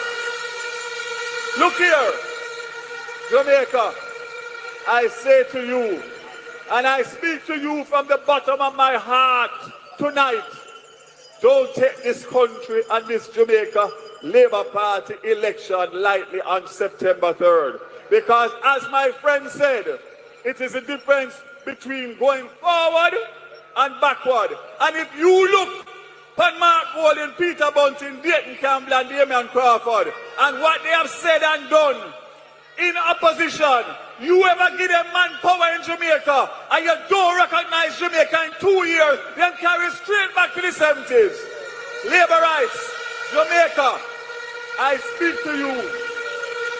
I have my full trust in you because I know that Jamaica knows what is right. I say to you, choose Jamaica on September 3rd and let us continue to do the work that this government has been doing for 9 years under the best Prime Minister this country has ever seen, Andrew Michael Holness and his cabinet. God bless you. Shower, shower. For better communities, choose Jamaica for our prosperity. Choose Jamaica, this is what it really means. Labour rights. Let me tell you something.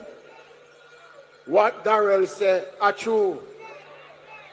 All them want is the reign of power in this country. And when them get it, them don't care. Them and them tap on our wrist.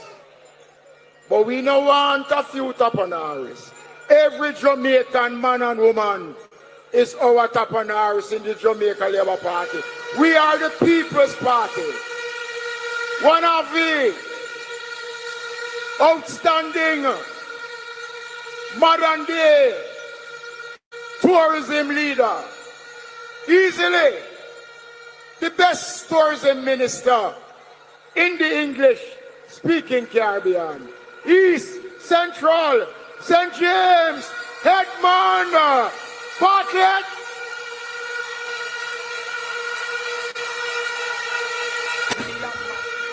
Labor rights.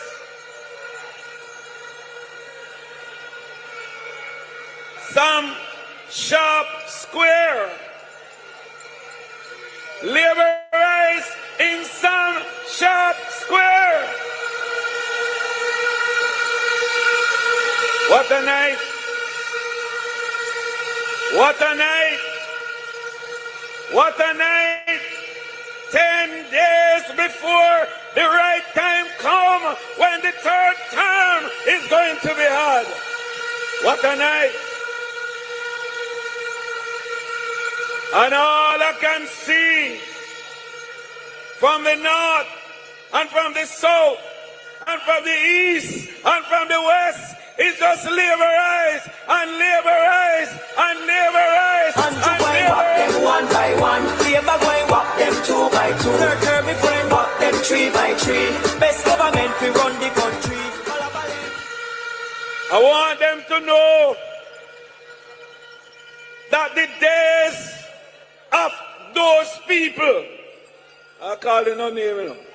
The days of those people in Cornwall, in St. James, and in Montego Bay is over.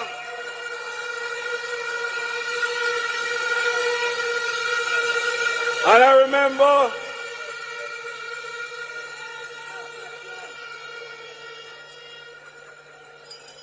"49 years ago, somebody stood here and see a little crowd and said it was 120,000 strong. But I want to tell him from wherever he is, look down on some short square tonight and tell me about this Labour Party. We're moving forward and we'll never look back. Yeah, God Almighty, and we're on the right track. I remember well, campaign chairman. I remember well, deputy leader and deputy, and no, bigger than that, deputy leader and the real street general of the campaign of the Jamaica Labour Party, Desmond Mackenzie. I want to say to Deputy Prime Minister, Dr. Horace Chang, and I want to say to the younger ones who have come up after us and have seen tonight that one time it wasn't like this. And when Dr. Chang and I started to put it back, and the first time that we did it in 2002, the man said a dagger has been put to his heart in St. James. And we take 3 seats out of the 4. And we remain the champion of the parish. And from that day to today, Jamaica Labour Party is the dominant champion party in the county of Cornwall and the parish of St. James. And I want them to know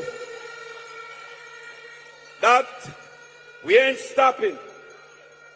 Because tonight begins the 10 days of pain and agony for them until the relief come on September 3 when Andrew Michael Holness will be returned for the 3rd term as Prime Minister of Jamaica.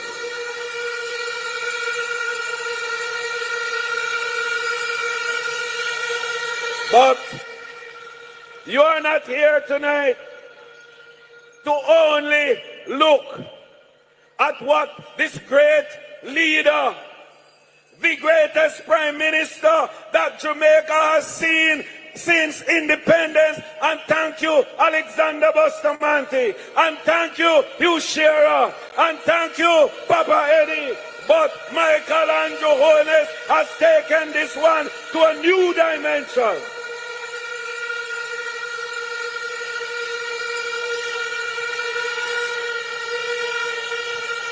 Never before has the economy of Jamaica been this strong.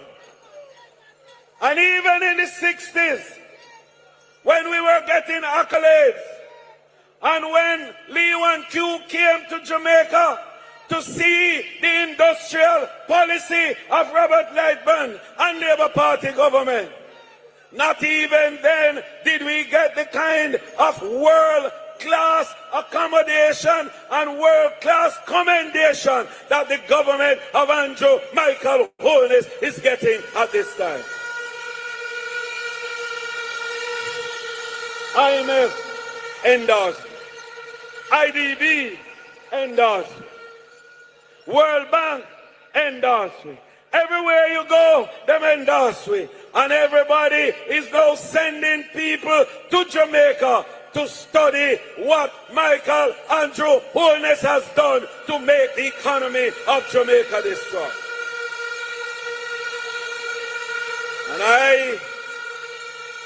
And I tonight don't have to go through all of it, because some people would like to tell you you're not feeling it. But tell me tonight in Sam Sharp Square if you're feeling the economy of Jamaica. Tell them tonight.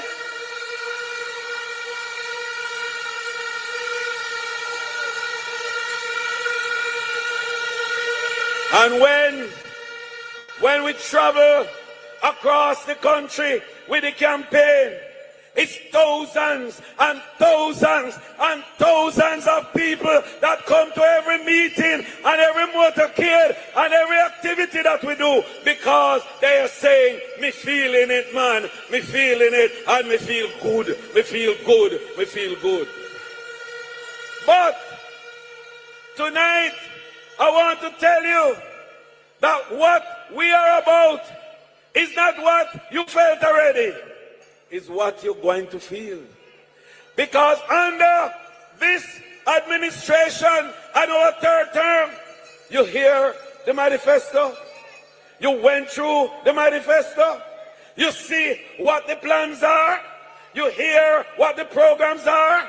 What it says is that you ain't seen nothing yet, because the best is yet to come.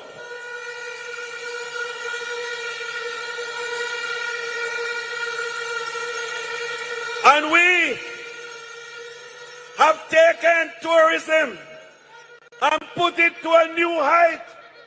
We have built a fortitude, a strength, a resilience around the product that makes it now impossible for them or anybody to turn us back.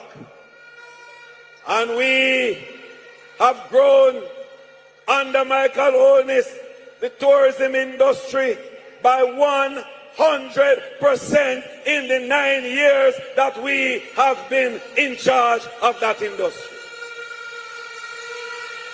We took it with just a little over 2 million visitors. Today we have 4.3 million visitors coming to Jamaica. We're earning just under $2 billion US. Today we are earning $4.5 billion US. What a Andrew Michael Holness. What a JLP government.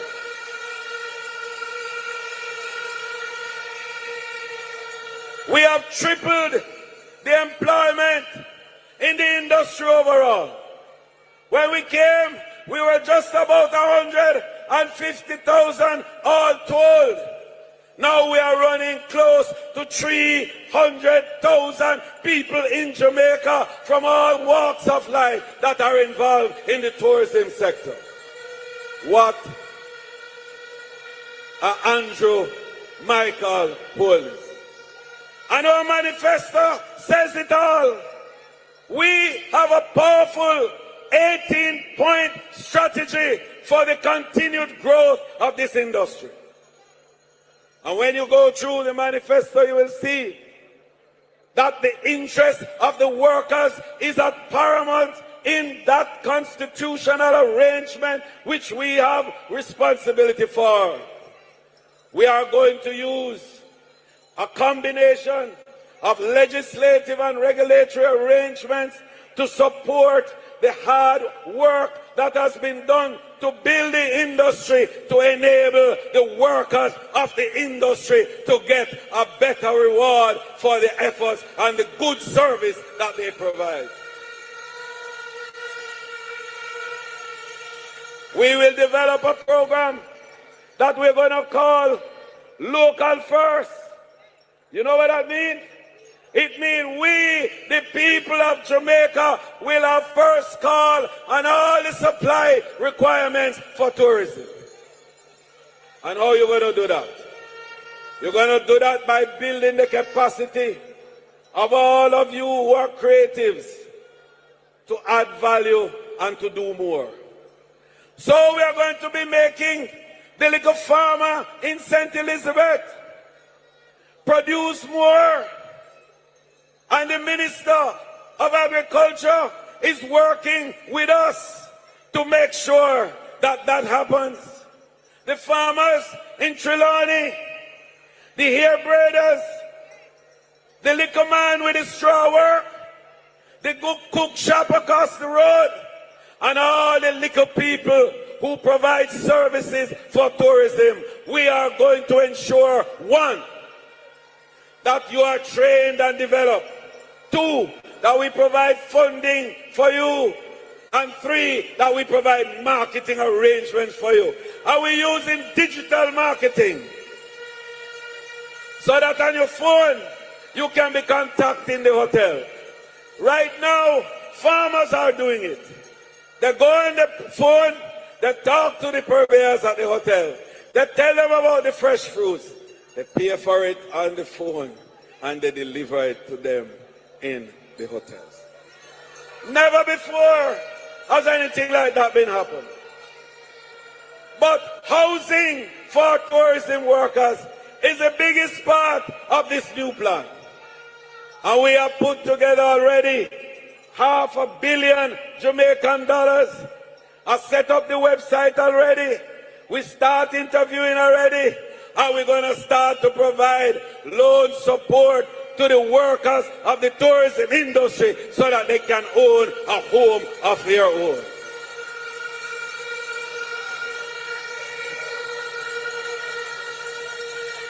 The JUTA and the ground transportation group, I could call all of them, suffering now, and we understand. But we are developing with our partners a new program and a new deal for the ground transportation. This business of buying park is an abomination, and we are going to stop it.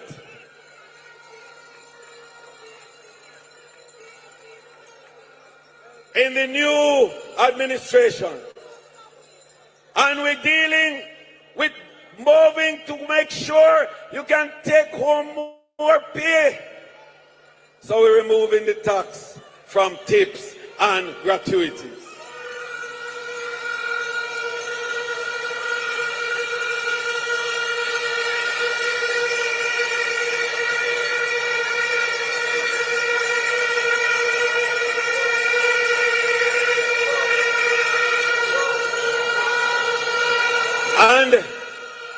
And we're training now. We're training the workers of the industry. Those of you who good at what you do. You can cook good. You do a good job in housekeeping. You do a good job in supervising. But because you don't have a certificate, them now give you no promotion. Well, we are coming to the hotel. We are going to certify you and give you the opportunity to move up in this business. Already, 20,000 workers have been certified. I wonder if you see the vision. I wonder if you see why the third term is critical. We already set up in motion your pension plan. No government has ever put $1 billion in the fund to say to you, if you are 59 years old and you only have 5 more years or 6 more years to work before you retire, we will give you a pension equivalent to what you would get if you started paying at 18 years old. What a government! What a government! And finally, just to make sure you understand what the deal is for the workers, every new investor that comes to Jamaica, and you see more hotel go up now like ever, not true? In the last 3 weeks, Prime Minister and I broke ground for $3.5 billion of new investment in the tourism industry. More hotel rooms, more jobs, more construction work. No government, and I just want you to know this, no government facing an election within 3 weeks of the election day has that level of confidence in the investment community that they can put $3.5 billion of their money into Jamaica with a prime minister that is facing an election. What a confidence! What a confidence! And so as I close, I want you to know that the future is there for you. Andrew, Michael Holness, and the Jamaica Labour Party, we set the wicket for a perfect batting strip. Come on, September 3. Get to the wicket, start to score, and put back Andrew, Michael Holness, and the Jamaica Labour Party as government of Jamaica. God bless you, Labour Right. God bless you. Do so much already, now we do it. Thank you. And now, let's welcome General Secretary of the Jamaica Labour Party, none other than the greatest National Security Minister, Dr. the Honorable Horace Chang. Them no inna my leg, no inna my leg.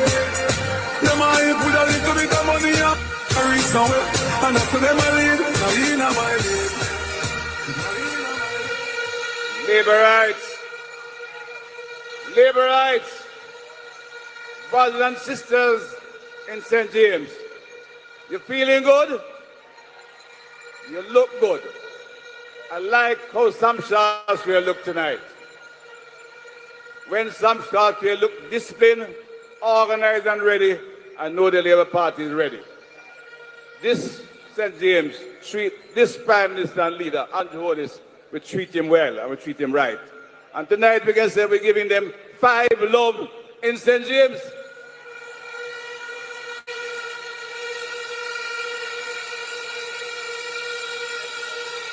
There is no estimate or guesswork. They're ready. But the weight of 5 in St. James.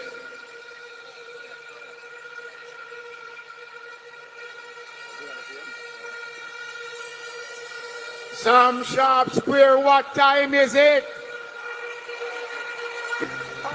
Labour rights, Sam Sharp Square.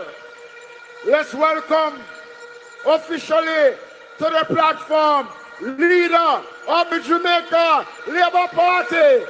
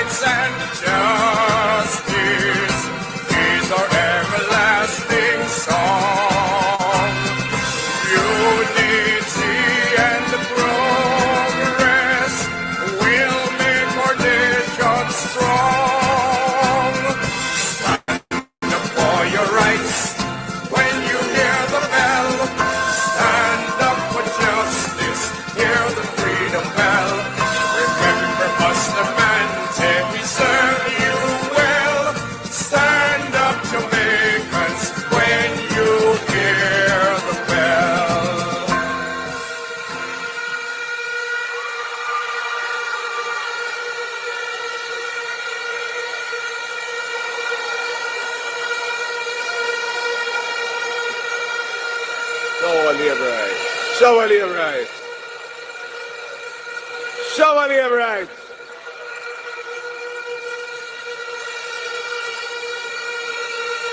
Sam South Square look good. Labour Health is good. We're ready.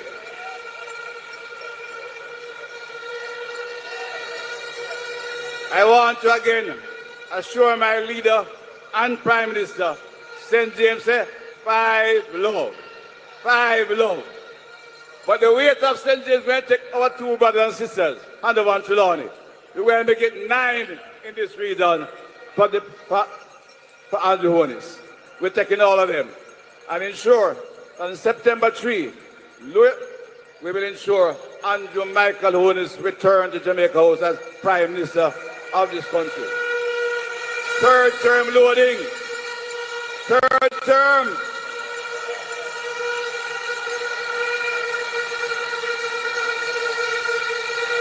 Today, we're in Sam South Square tonight because of time of accounting. Your Labour Party government has come to reason with our people in St. James and across the West. We are talking to Jamaica because you have to make that decision again. We know all of you here already, but you're going to leave here with the message to carry across Jamaica that the Labour Party must be returned on September 3. So tonight, you had that outstanding presentation. Our manifesto tells you what we'll do for you in the future, how we'll ensure the sustainability in the gains we have made. But more importantly, is also you will make that decision.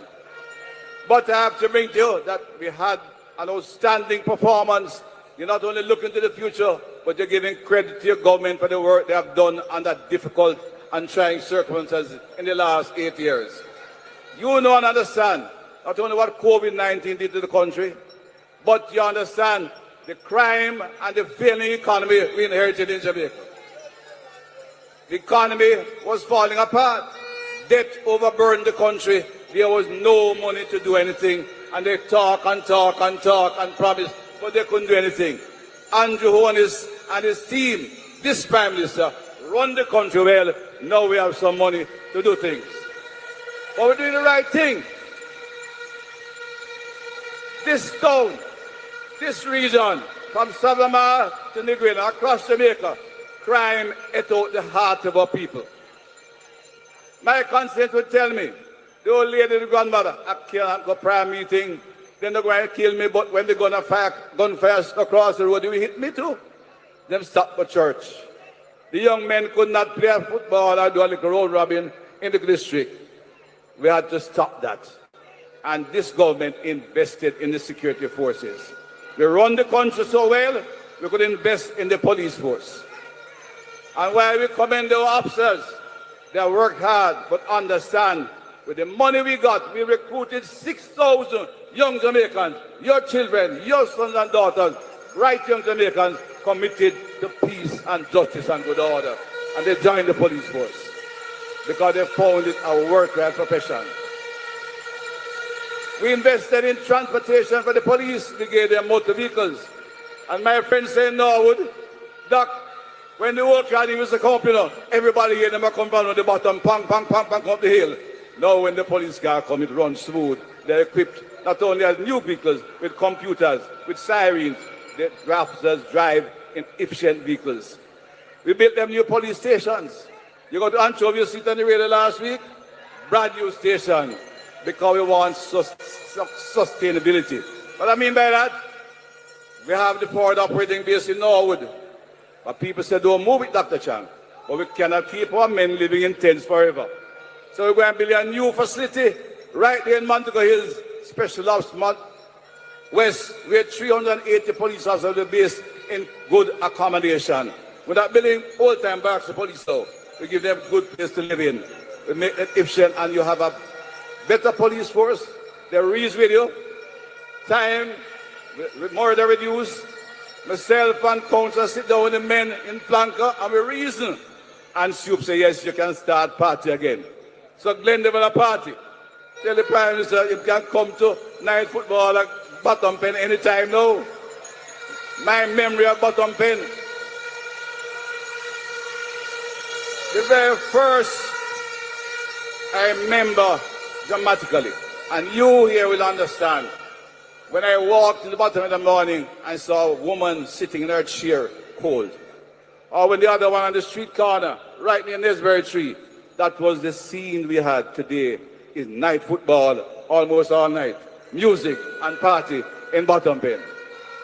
And the superintendent of police will tell you, give me notice. You think the job not done yet, you know?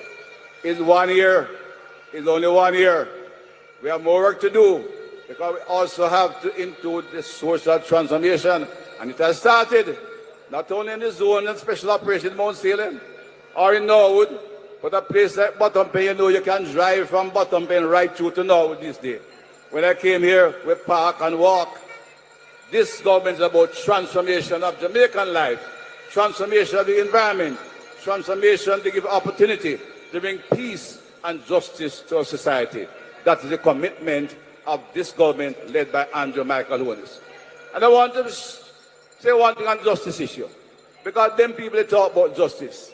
They talk about they don't want no state of emergency, all kind of things they object to. Now it's running right. Let me just remind them of one thing. It was the man Golding, same as Minister of Justice then. And I wanted to listen because I have met at least a dozen Montegonians who suffer from this. All of you know the little time when in Montego Bay and things are run, a man saw a little thing around, go to Miami or New York and get a little money. You right? It was almost like a fad. Students leaving school, they take 2 condoms, a hash oil, right? And them take a run, they get caught. It is called trafficking. It wasn't right. They abuse the interests and the inquisitiveness of young people. But it happened. But in 2014, that man put those traffickings under Schedule 3 of the law. That minister put Schedule 3 in a sector that you can never get exposement.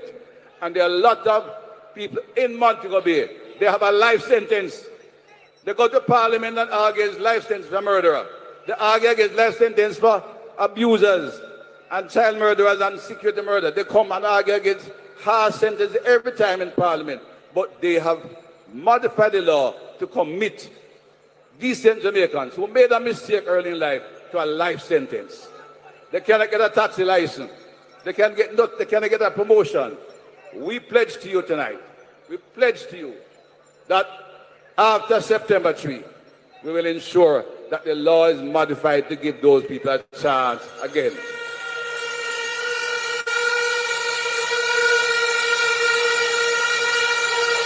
The poet said, the great poet Peter Shaw said, there can be no justice without peace without justice. There can be no peace without justice. So we are working with social transformation, with the police security forces to ensure there is peace. But we have to have justice. Justice in healthcare, in education, but justice in the criminal justice system. And we'll make an amendment to ensure that those who have done their time have 20, 25 years of goodwill, or that they can in fact face a panel and get the expungement they require to live a normal life.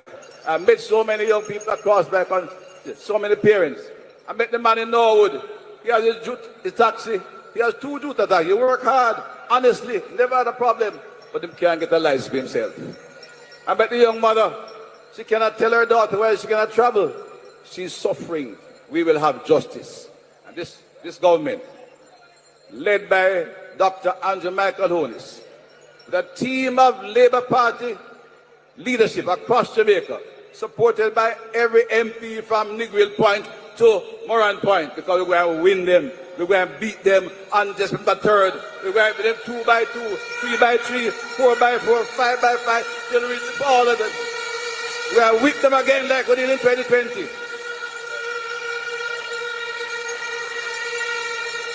When we get there, justice will be part of our mission. Economic growth and development, opportunity and prosperity, security, peace and good order, and justice for the people of Jamaica. That's our commitment in the 3rd term. So you make sure you go back home and choose Jamaica and choose Andrew Holness. Finally, as General Secretary, the leader accompanied by our chairman and deputy leader, and in some cases myself. We have traversed the West. So I want to tell the country, and my chairman said it, where the West go, the rest go. And we were in Westmoreland. Westmoreland gone.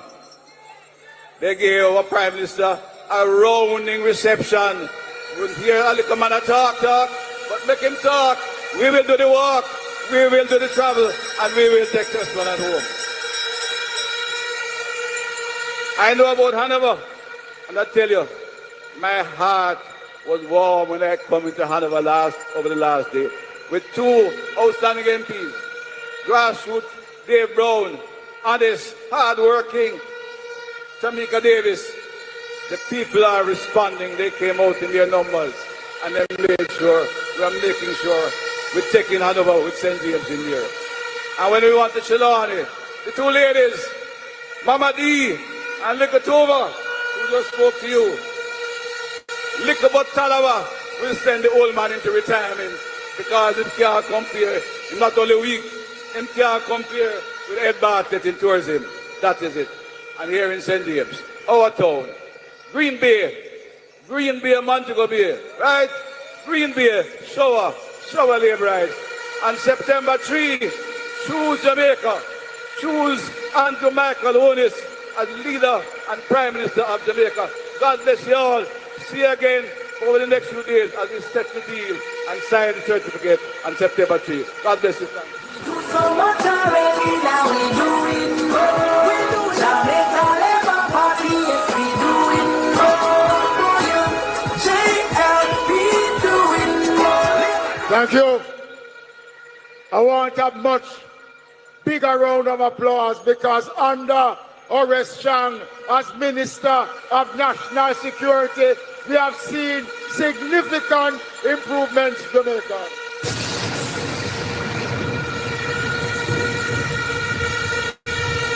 Let's welcome now the Member of Parliament for St. Mary Western and Chairman of the Jamaica Labour Party. Let's welcome Robert Bobby Montego. Jeffrey Town, Charlestown and Stewart Town. Bobby, I go upgrade and you nah let you down. I go build better road from Villa to Lansdowne. Wood Park to Derry, nah let out Queenstown. Girl, I go get what them deserve. Come and take you, I go put in the work. Now stuck up a second. Labour rights! Labour rights! Labour rights! Labour rights! Labour rights! Labour rights! Lord of mercy, where so much labor right come from that the police have said nobody else must come in a Sam Sharp Square Ram, Sam Sharp Square Court, labor right river come down, bang to bang tonight. And to go and whop them one by one. Labour go and whop them two by two. Their curvy friend whop them three by three. Best government we run the country. You know, I am happy that we are all here and we witness history this evening because the manifesto launch of the Labour Party is the first time a political party to build some 60,000 housing solutions. Never before in the history of Jamaica that has ever been done, and we're building our houses on solid ground.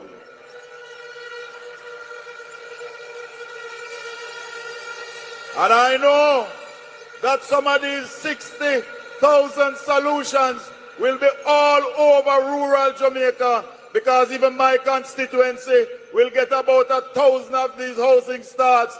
Prime Minister is to come to the 400 in Galena, 100 in Eden Park, 100 in Decoy. House, go and build across Jamaica for poor people. Another significant feature of our manifesto is the provision of water for rural Jamaica. There are many communities in rural Jamaica that is struggling with a steady supply of water. In the next term, under Andrew Michael Holness, we're going to solve the water issue in community after community after community. But labor rights, my fellow Jamaicans, we have to protect what we have achieved so far. We must protect these gains. And as we said before, all the noise you make can't win the election. All the dance you want dance can't win the election. We want everybody to be a worker for the Labour Party to help us to win the election. So tonight, I want you to raise your hands with me if you want to join the Green Army. Raise your hands if you want to join the Green Army. And I want you to pledge with me. I want you to repeat, I pledge that I want to be a worker for the Jamaica Labour Party. I will visit 25 homes and I will make sure that at least 5 Jamaicans vote for the Labour Party. Well, by the powers vested in me as chairman, I now declare you all Labour right workers. So on September 3rd, we expect you to deliver. Jamaica, nobody fuss, no, nobody fight, it is a Labour right. No, shit. You know Labour rights. Why I know that this pledge is serious. Every time you take up your phone to make a phone call, you tell us about the third term. Because the first thing you do, you dial 876. If you add 8 and 7, that's 15, plus 6, that's 21. And if you add 2 plus 1, that's the third term is loaded. We do so much already, now we doing more. We do Jamaica Labour Party, yes we doing more for you. JLP doing more for you. JLP doing more. Let's go. I'm over the and for Jamaica. Come we are Labour rights. Everywhere across Jamaica that Andrew Holness go, the PNP them are run for the Andrew Holness. Our leader is a leader of class, a leader of substance. Even the little children is saying to Andrew Holness, we need you. Sam Sharp Square. Can I ask you one question tonight? What time is it, Sam Sharp Square? What time is it, Sam Sharp Square? Member of Parliament for West Central, St. Andrew. Prime Minister 1 term, Prime Minister 2 terms, Prime Minister 3 terms, Andrew Michael Holness. Andrew Holness, they are the team well strong. JLP, me say the thing up. From road work to work, we not ease up, prosperity around. The whole place turn up. Andrew in our place, tax cut for your support. Everything good, yeah, the money just a float. Get on, look, great, this is nice school. Believe in yourself, people, and now. Sam Sharp Square. If we not progress, it up for sure. A road up for fix up. Sam Sharp Square. Mommy want roof before this time blow. Rise to the occasion.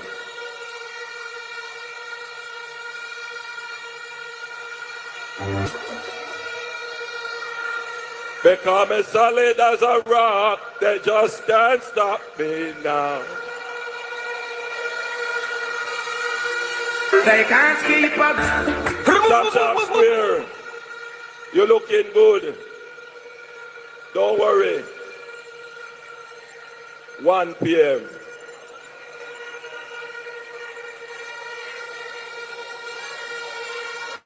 You're looking good, Sam Sharp Square. I want to thank all of you for coming out this evening. I have been around the western parishes. And I can tell you, the momentum is not only with the Jamaica Labour Party, the momentum is increasing daily for the Jamaica Labour Party. You look good.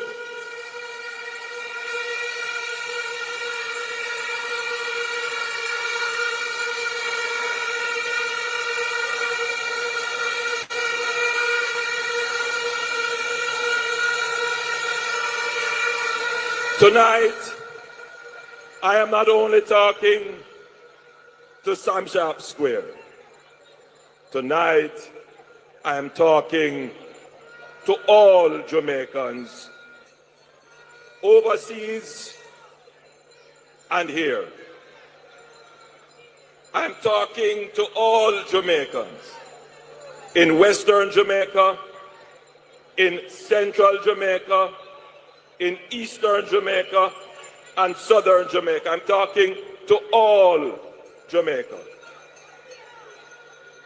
9 years ago, this country faced high debt, high unemployment, high crime, high taxes, poor public services. The country was at the brink of collapse. Since then, we have cut poverty in half, never before in the history of Jamaica. Jamaica is the only country in this region that has a freely floating exchange rate. Gone are the days when people used to worry about the depreciation of the Jamaican dollar. Those days are gone. We have a very stable and strong currency.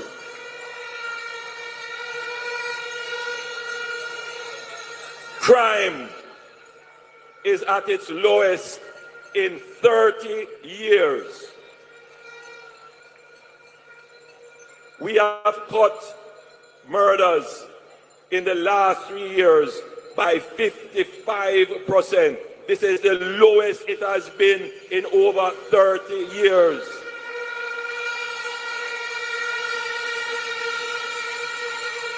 For the first time in over 30 years, murders will go below 1,000.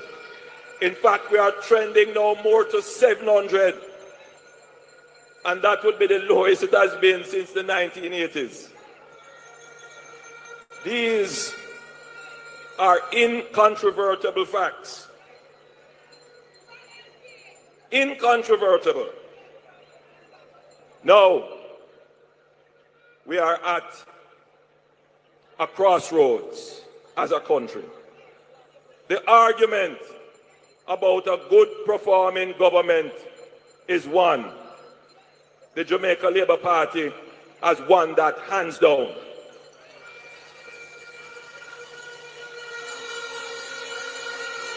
And when you have won the debate about performance, all that your opponent can do is resort to slander and lies.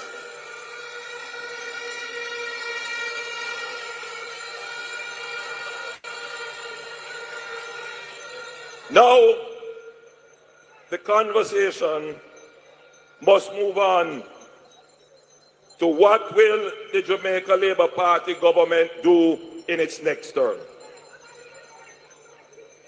Number one, the Jamaica Labour Party will continue its good performance because it is that good performance that gives confidence and credibility to you, the people, and to the investors who want to come and put their money in this country.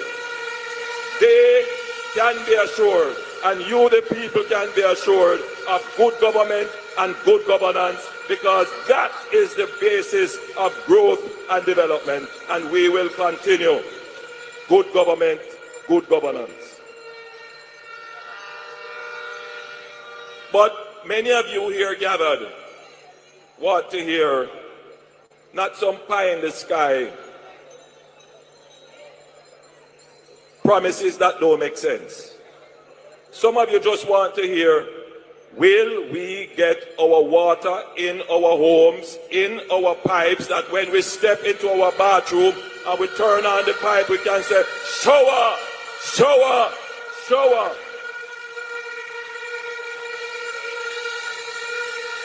And under the Jamaica Labour Party, you can be guaranteed that we pay attention to the basic needs of the people, to the basic public services that you want.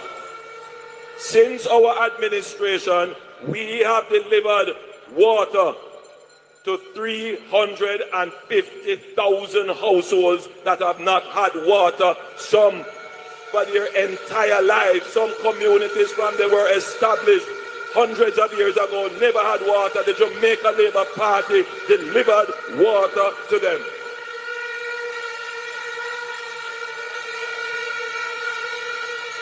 In our next term, we will deliver water to 900,000 Jamaicans who either don't have water, have unreliable water, or have water that is inconsistent in supply.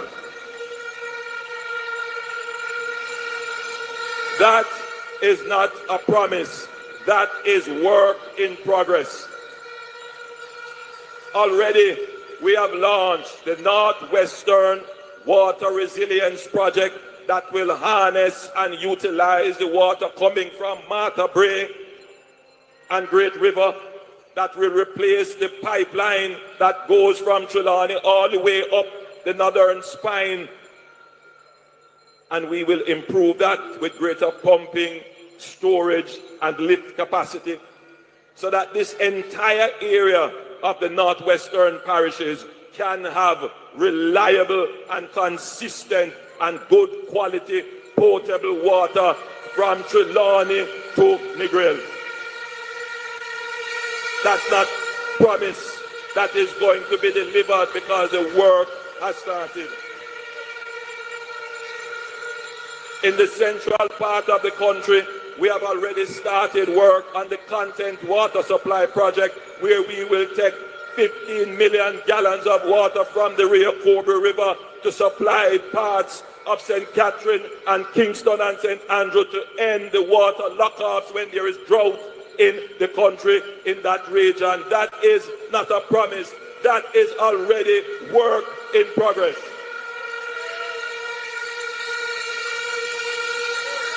And we have already started work on a major water supply project for Clarendon and Manchester. Massive project.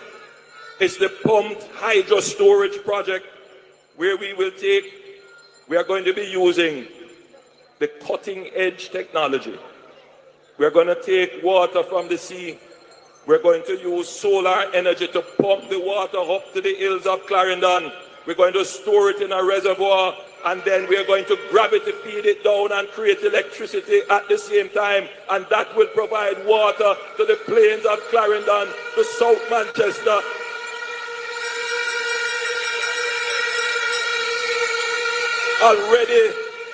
Already underway is the Pedro Plains project that will provide water in St. Elizabeth and Manchester. And already underway is the Greater Mandeville Water Supply Project that is bringing water from St. Elizabeth, taking it up the hills into Manchester through Spurtree, providing the Greater Mandeville with water. 900,000 Jamaicans will have reliable and consistent and good quality water, because this government is not making any promise or talking. This government has run the economy well.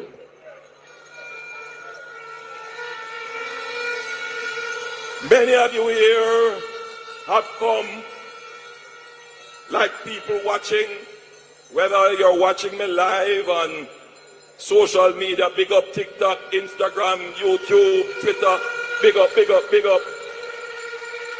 And of course, for those of you watching us live on television, Big up. Many of you have come to hear about housing. Let me tell you something about me. I was born in Spanish Town, as you know, at the Spanish Town Hospital. I left there and went to live, basically I was grown up by my great-grandmother. It was a 2-bedroom board house. My grand-aunt occupied one side and me, my grandmother, my sister in one side. Then when my mother, who was a civil servant, she decided that she wanted us to come and live with them, we get rent house, a little 1-bedroom, and we live with her in Central Avenue in Hampton Green. Until she was able to work and she buy an NHD house in a place called Riverside Park in Spanish Town, and that's where I grew up for the rest of my life. Nobody can tell me about the struggles of trying to find a house, whether to rent or live. I understand it because I live it. And that is why when I became Prime Minister, after the PNP tried to tear me down because I was ambitious enough to build a house, that many of you share the same ambition to build a house.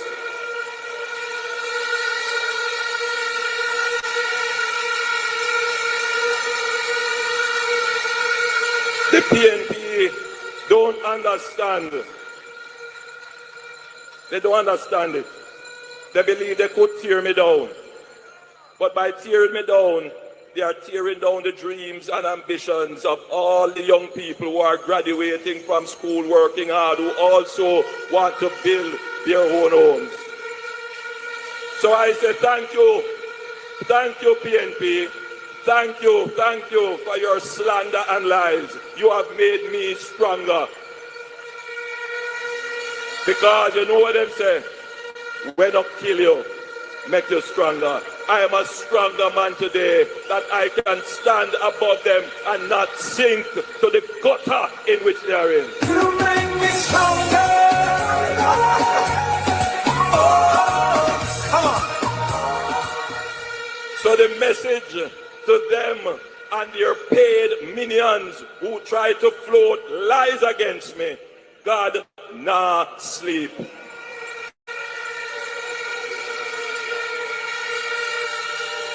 So when I got the opportunity to be Prime Minister, the first thing I did, having grown up in an NHT scheme, I gave a directive to the NHT that all NHT housing schemes built between 1976 and 1986 must be upgraded. Their roads must be fixed, their sewer must be dealt with, their exterior must be repainted, and if there are shared walls and there are leaks, those must be corrected. 76 of the 100 housing schemes have already been done and the other 76 are underway. We haven't said too much about it, but for every Jamaican who live in one of those housing schemes, they know that this is the case, that we have gone about repairing and upgrading their house. That was the first thing I did, and I did it because I know what it is to live in an NHD house. Now, the problem with housing in Jamaica, and I'm talking now to young people, because we are a society that looks and is led.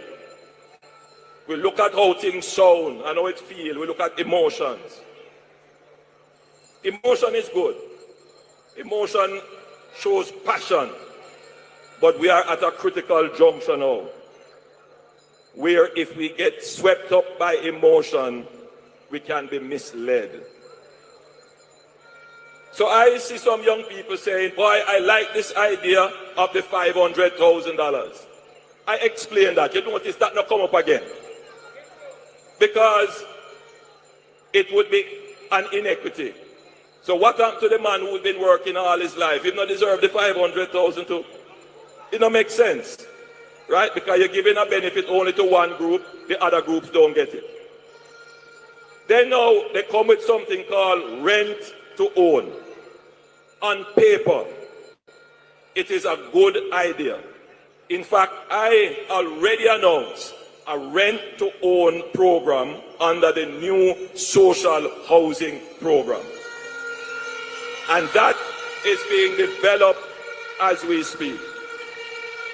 But that rent to own program solves a different problem from what the PNP is trying to solve. Now, what the PNP is trying to tell you is that any house out there, you can go and rent it and then try and own it after. Let me explain to you. The first thing is, where is the house? The problem is not rent to own. The problem is not finding deposit. The problem is not qualifying for mortgage. The problem is a shortage of housing for people to live in. We are not producing enough houses in Jamaica faster than people are demanding the houses. And this has been the case for the last 40 years in Jamaica.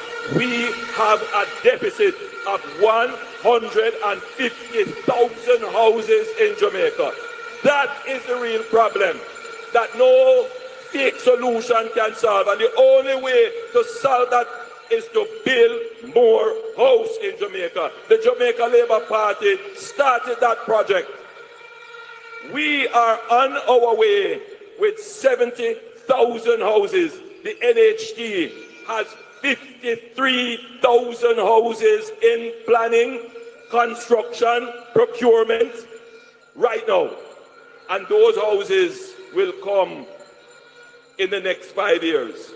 We have committed to building another 60,000 houses. You know what the impact of that is going to be?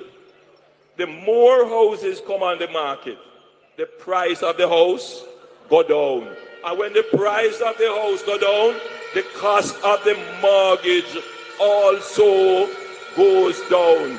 What we need is to unleash the construction energy in Jamaica to get not just public but private sector people to build more houses. We have committed to build another 60,000 houses. And let me tell you how that is going to be done. This is the road program that we're doing. And then Causeway say we are highway government. You see that highway we're building from Kingston going all the way around to Port Antonio. Them look at it and them want to criticize it, but they can't criticize it. But that highway has opened up new lands for development. Right now, we have over 8,000 applications for housing in the St. Thomas corridor running along the new highway.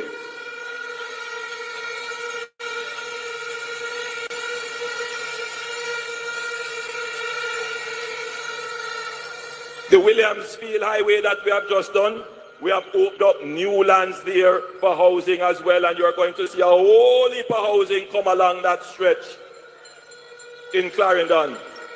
Not to mention what we have done here with the perimeter road, that is going to open up more opportunities in lands for housing. And we're not stopping there. As soon as the perimeter road is finished, we are going to start a new road on a new alignment that will go around Hopewell, Lucy, Sandy Bay, carry you right up to Negril, a brand new roadway. Listen to me. The present roadway, no matter how you fix it, it is always going to give you trouble because it is too close to the sea. Climate change is a real thing that impacts our infrastructure. And so we are going to move the road inland.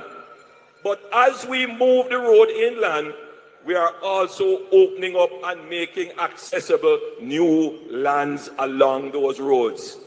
So you're going to have a new set of housing emerging in Hanover and Westmoreland, where the housing demands there are very high.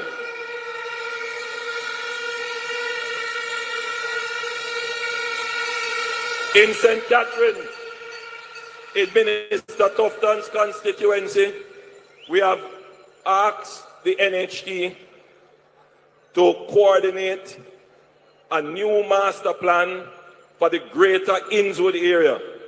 That alone will bring 15,000 new houses onto the market. So the PNP come with a whole heap of talk, but the Jamaica Labour Party comes with the substance of what needs to be done to move Jamaica from poverty to prosperity. Stick with the better plan. Stick with the people who understand the issues. Stick with the people who have a better understanding and greater competence of delivery.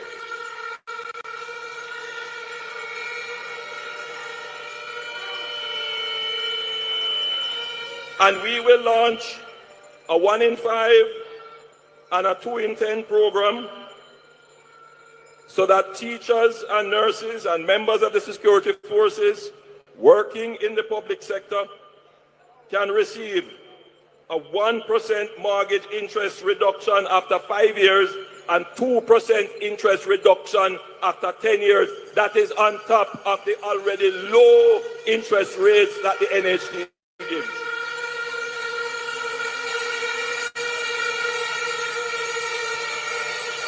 I know that for many of you here, you live on land for which you have no security.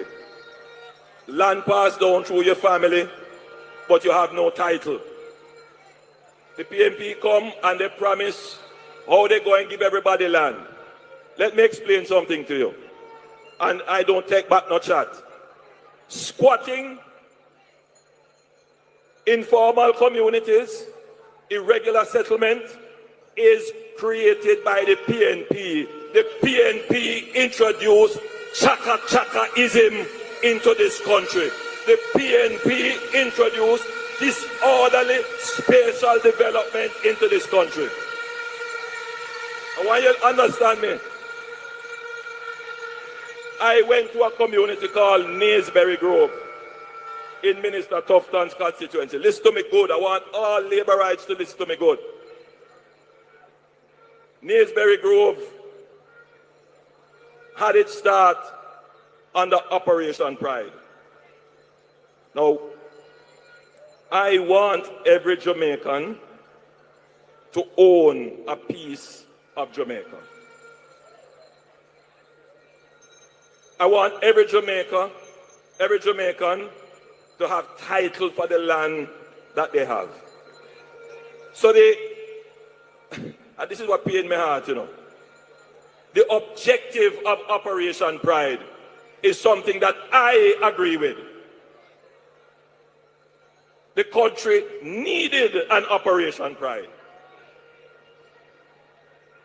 But the truth is, you can't leave these kinds of projects up to the PNP. They can't manage it.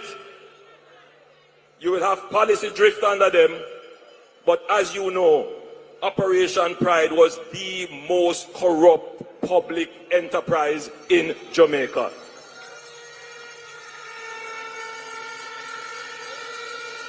I stand here 30 years after Operation Pride as Minister of Housing, and I can tell you that under my watch, there has been no informal settlement created sponsored or tacitly supported by the government. No chaka-chaka development sponsored or created by the government. Jamaica has turned the corner on chaka-chaka development because this administration does not stand for chaka-chaka development.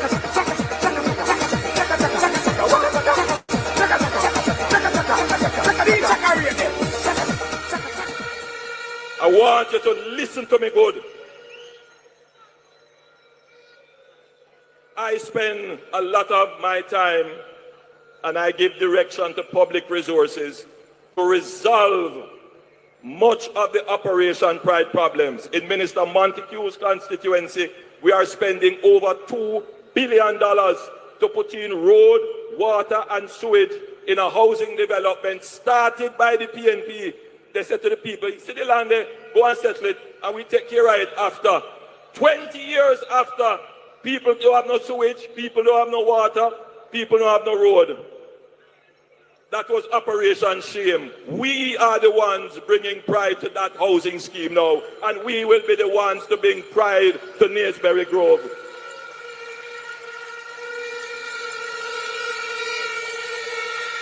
Let me tell you this.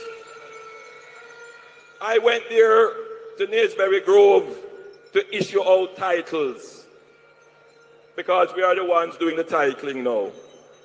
And the people come to me and they say, Prime Minister, they tell me to come and settle the land. They tell me to live here. They're not giving no survey. They're not putting no water. There is no pathway. Them just did it. Them just did it. So now, we have to rectify that. And that is why my administration changed the law to introduce something called systematic titling. We have done over 12,600 titles under that, where you don't have to come and get your title. We come to you. In the next administration, we will do 25,000 titles per year under this new law that we created. So every Jamaican can get a title, a diagram, a surveyed area of the land that they own. Do so much already, now we do it. We do it. Jamaica Labour Party, yes, we do it. JLP. And Minister Montego remind me that there are many churches all over Jamaica. You know, they say Jamaica has probably the most churches per square mile. Many of them don't have their titles. We're going to create a special window for the churches to come and sort out their titles.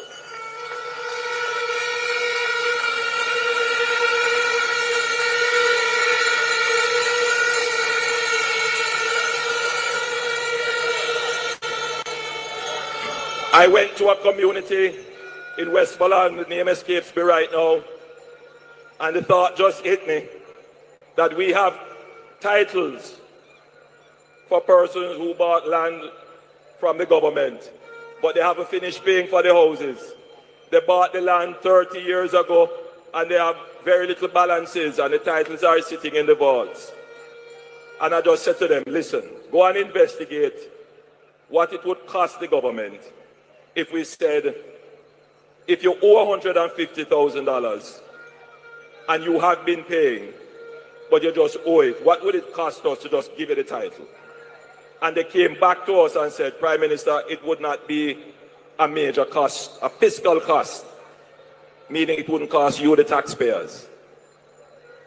And so I have already announced, but I'll repeat it again, we'll put in an amnesty in which persons who owe $150,000 or less on the lands that they are now occupying, that they have purchased from the government, we will give you your title and write off that debt. We do so much already, now we do it. We do it. Jamaica Labour Party. And if you haven't been paying, come talk to us. We'll put you on a plan and a program and get you on the path to getting the title for your land.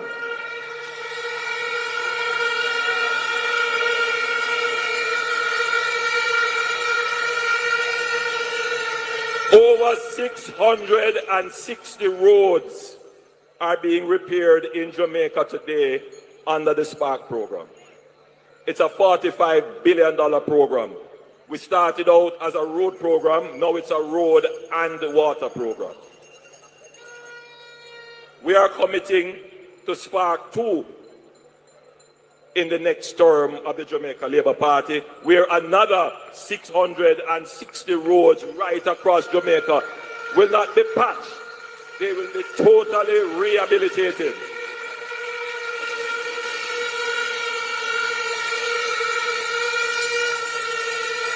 And those roadways, listen to me carefully now, those roadways are not highways.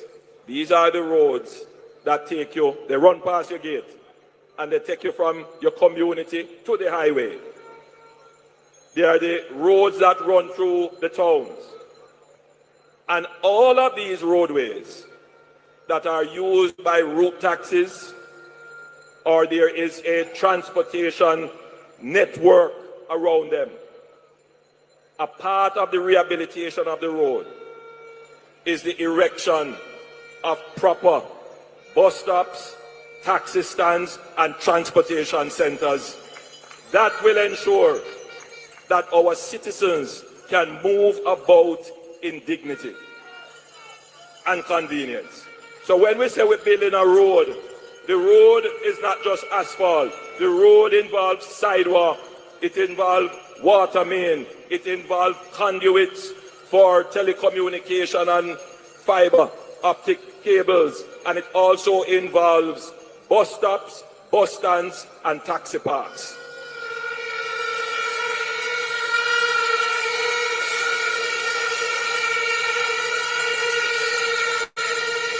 Through cooperation with the United Kingdom, 48 bridges, critical bridges across Jamaica, will be repaired. That's not a promise. That is already underway, and you will see that materialize in the third term of the Jamaica Labour Party.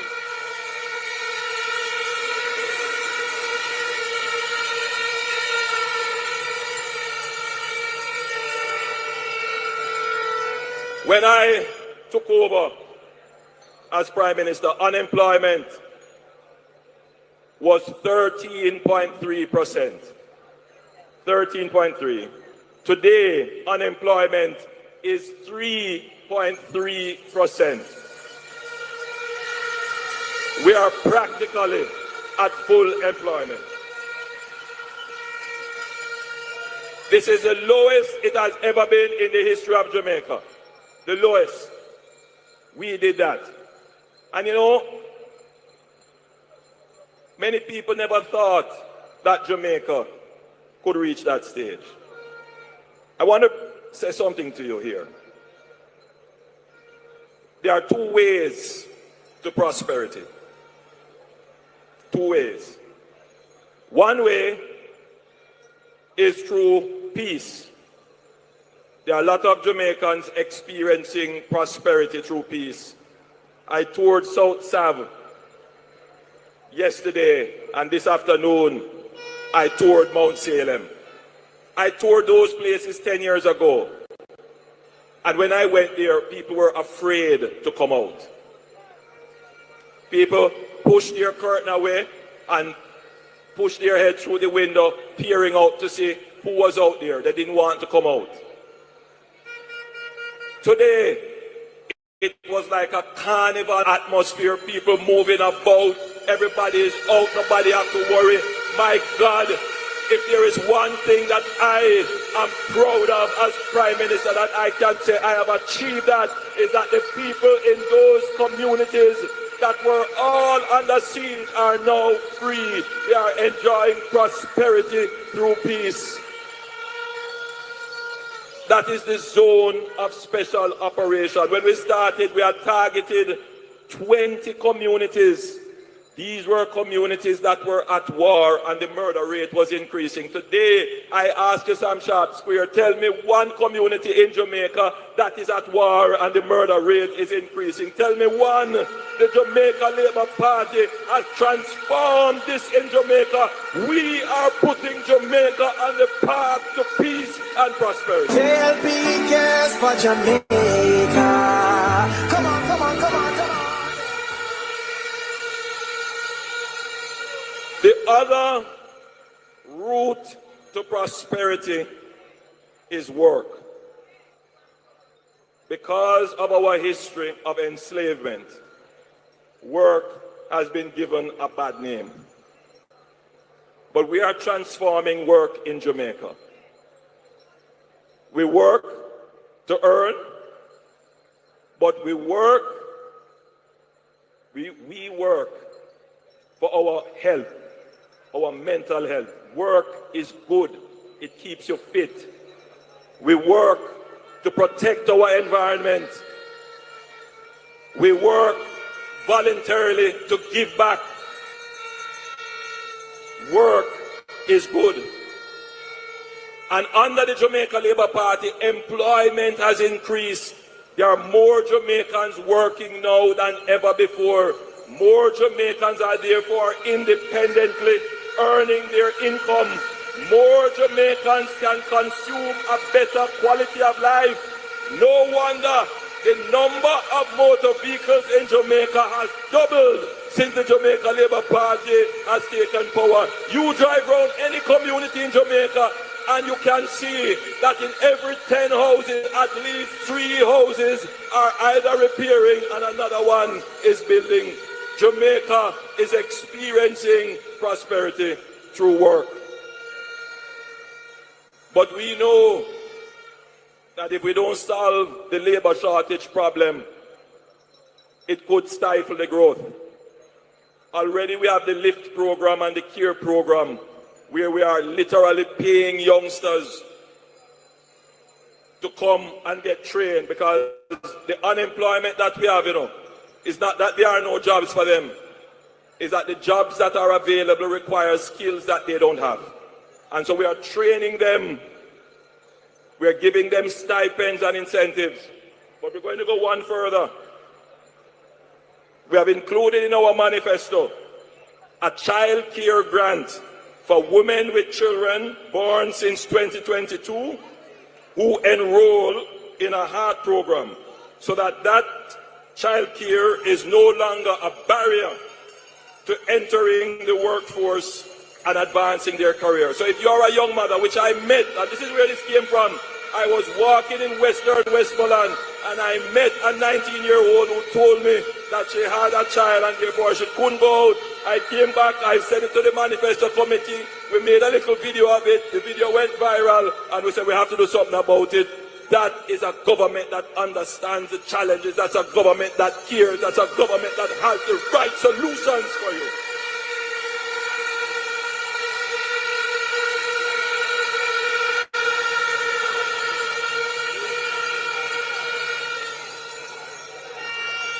And for those who are on student loans, we will implement a student loan debt reset from November 1, 2025 to the 31st of March 2026 that grants 100% waiver of late fees, penalties and insurance charges for delinquent borrowers, a 50% waiver of interest arrears, and 100,000 credit for borrowers who have kept their account in good standing. My God, that is a good give back.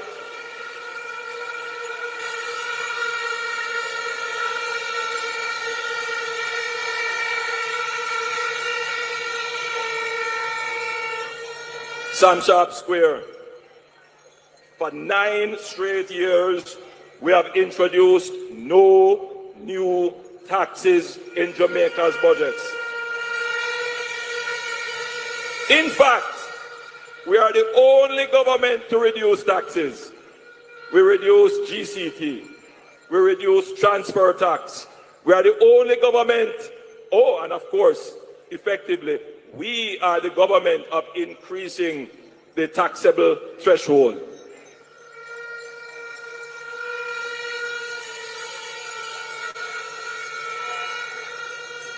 And I want you to understand how I think. You have to be very careful with taxes. Taxes are distortionary. If you use the tax the wrong way, you think you might be giving an incentive in one direction, but you create a bigger problem in the other direction. And that's why you can't depend on a government that is just hungry for power, because they will use tax policy and destroy the economy. I hear they have a proposal for giving some tax breaks, and I soon deal with them. I'm not going to deal with it here. But for our seniors, and they have been writing to me patiently, you know, we have some very good, look, we have to give thanks for our senior citizen class.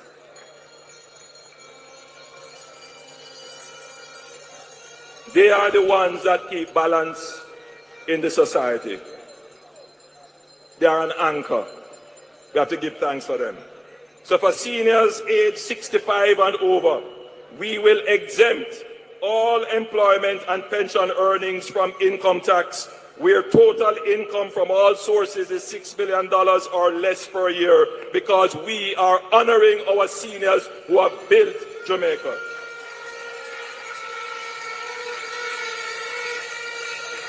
We will introduce a national health plan for seniors aged 60 and over that will initially cover more than 400,000 people and provide benefits for 10 chronic illnesses. And we will expand this in phases towards universal health coverage, meaning that as we move along and we can secure the income, we will move the age lower from 60 to 40, and then we go down to 30 until it's universal for all Jamaicans. But we will do it in a way that will not bankrupt the country or cause you to have to pay more taxes. Minister Bartlett explained that for workers in the hotel and restaurant and bar industries and similar establishments, we will exempt tips and gratuities from income tax up to $3 million of income. But importantly, we will pass legislation requiring that at least 80% of service charges and gratuities be paid over to employees within 3 months. That gives you a greater guarantee.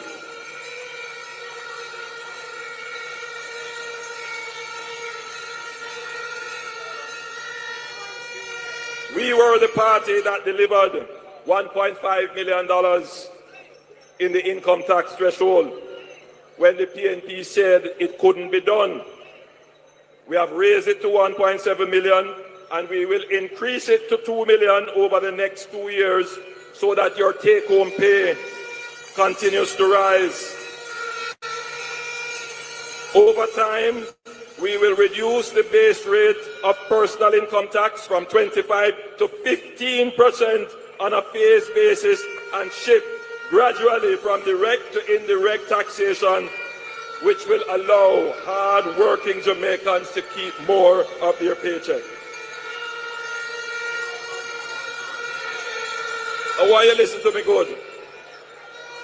Every time I hear the PNP talk about increasing the threshold, I laugh. I laugh. Because when we announced it, them and their minions came out and said it couldn't be done. And when we got in, we looked at it very carefully and we did it the right way. Our commitment is to continue to increase the threshold the right way. Remember now, why you listen to me good? Jamaica is a country of inequity. Some people have a lot and some people have very little. Any policy you make amounts to a distribution of some value or equity. you can make policy that will give people who are already getting more and people who don't have, they get less. When you do the income tax threshold, you have to be careful that you don't ask the person who is not working to pay more tax while the person who is working pays less tax. You have to be careful. So you have to do it in a way that is balanced. And that is how the Jamaica Labour Party has done it. Gradually, gradually. So that the poor doesn't get poorer while the rich get richer. No, what we do is do it a fair way where everybody benefits.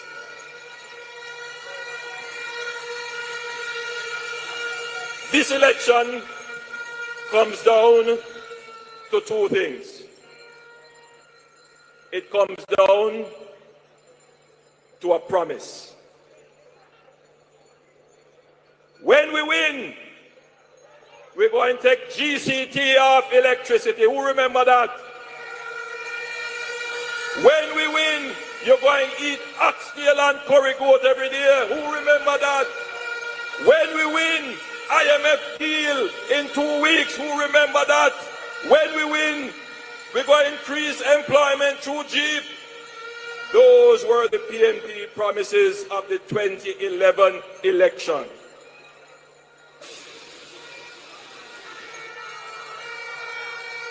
Those were the PNP promises of the 2020 elections.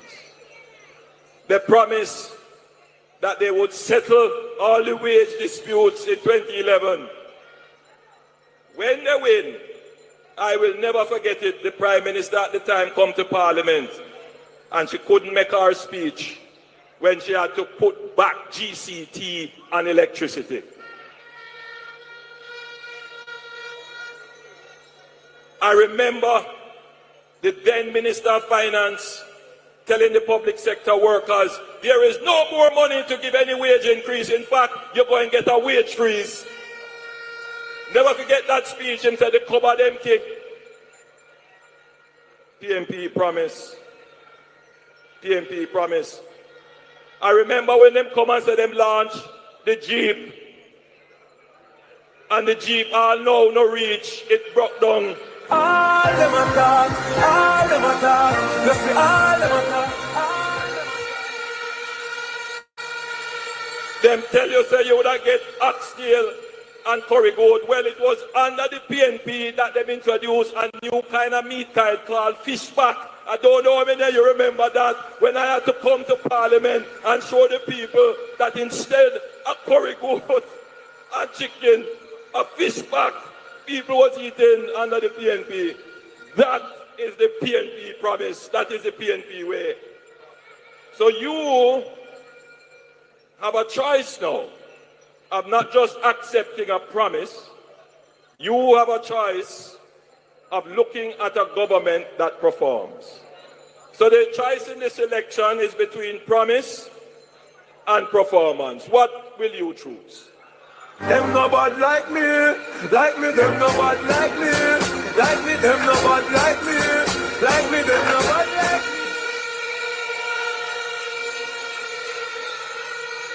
Do you notice that they can't argue with this? Not a word, they can't even fight this.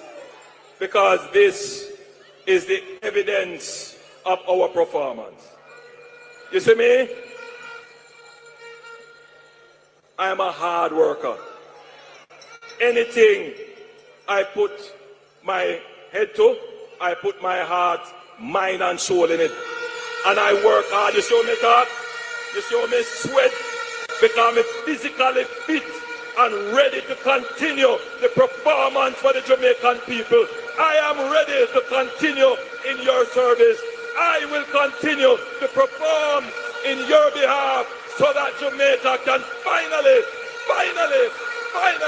achieve its goal of prosperity for the people. God bless you, Sam Sharp Square. Love you, Jamaica. Traveling mercies home. God be with you. The third, remember, put your X beside the bell.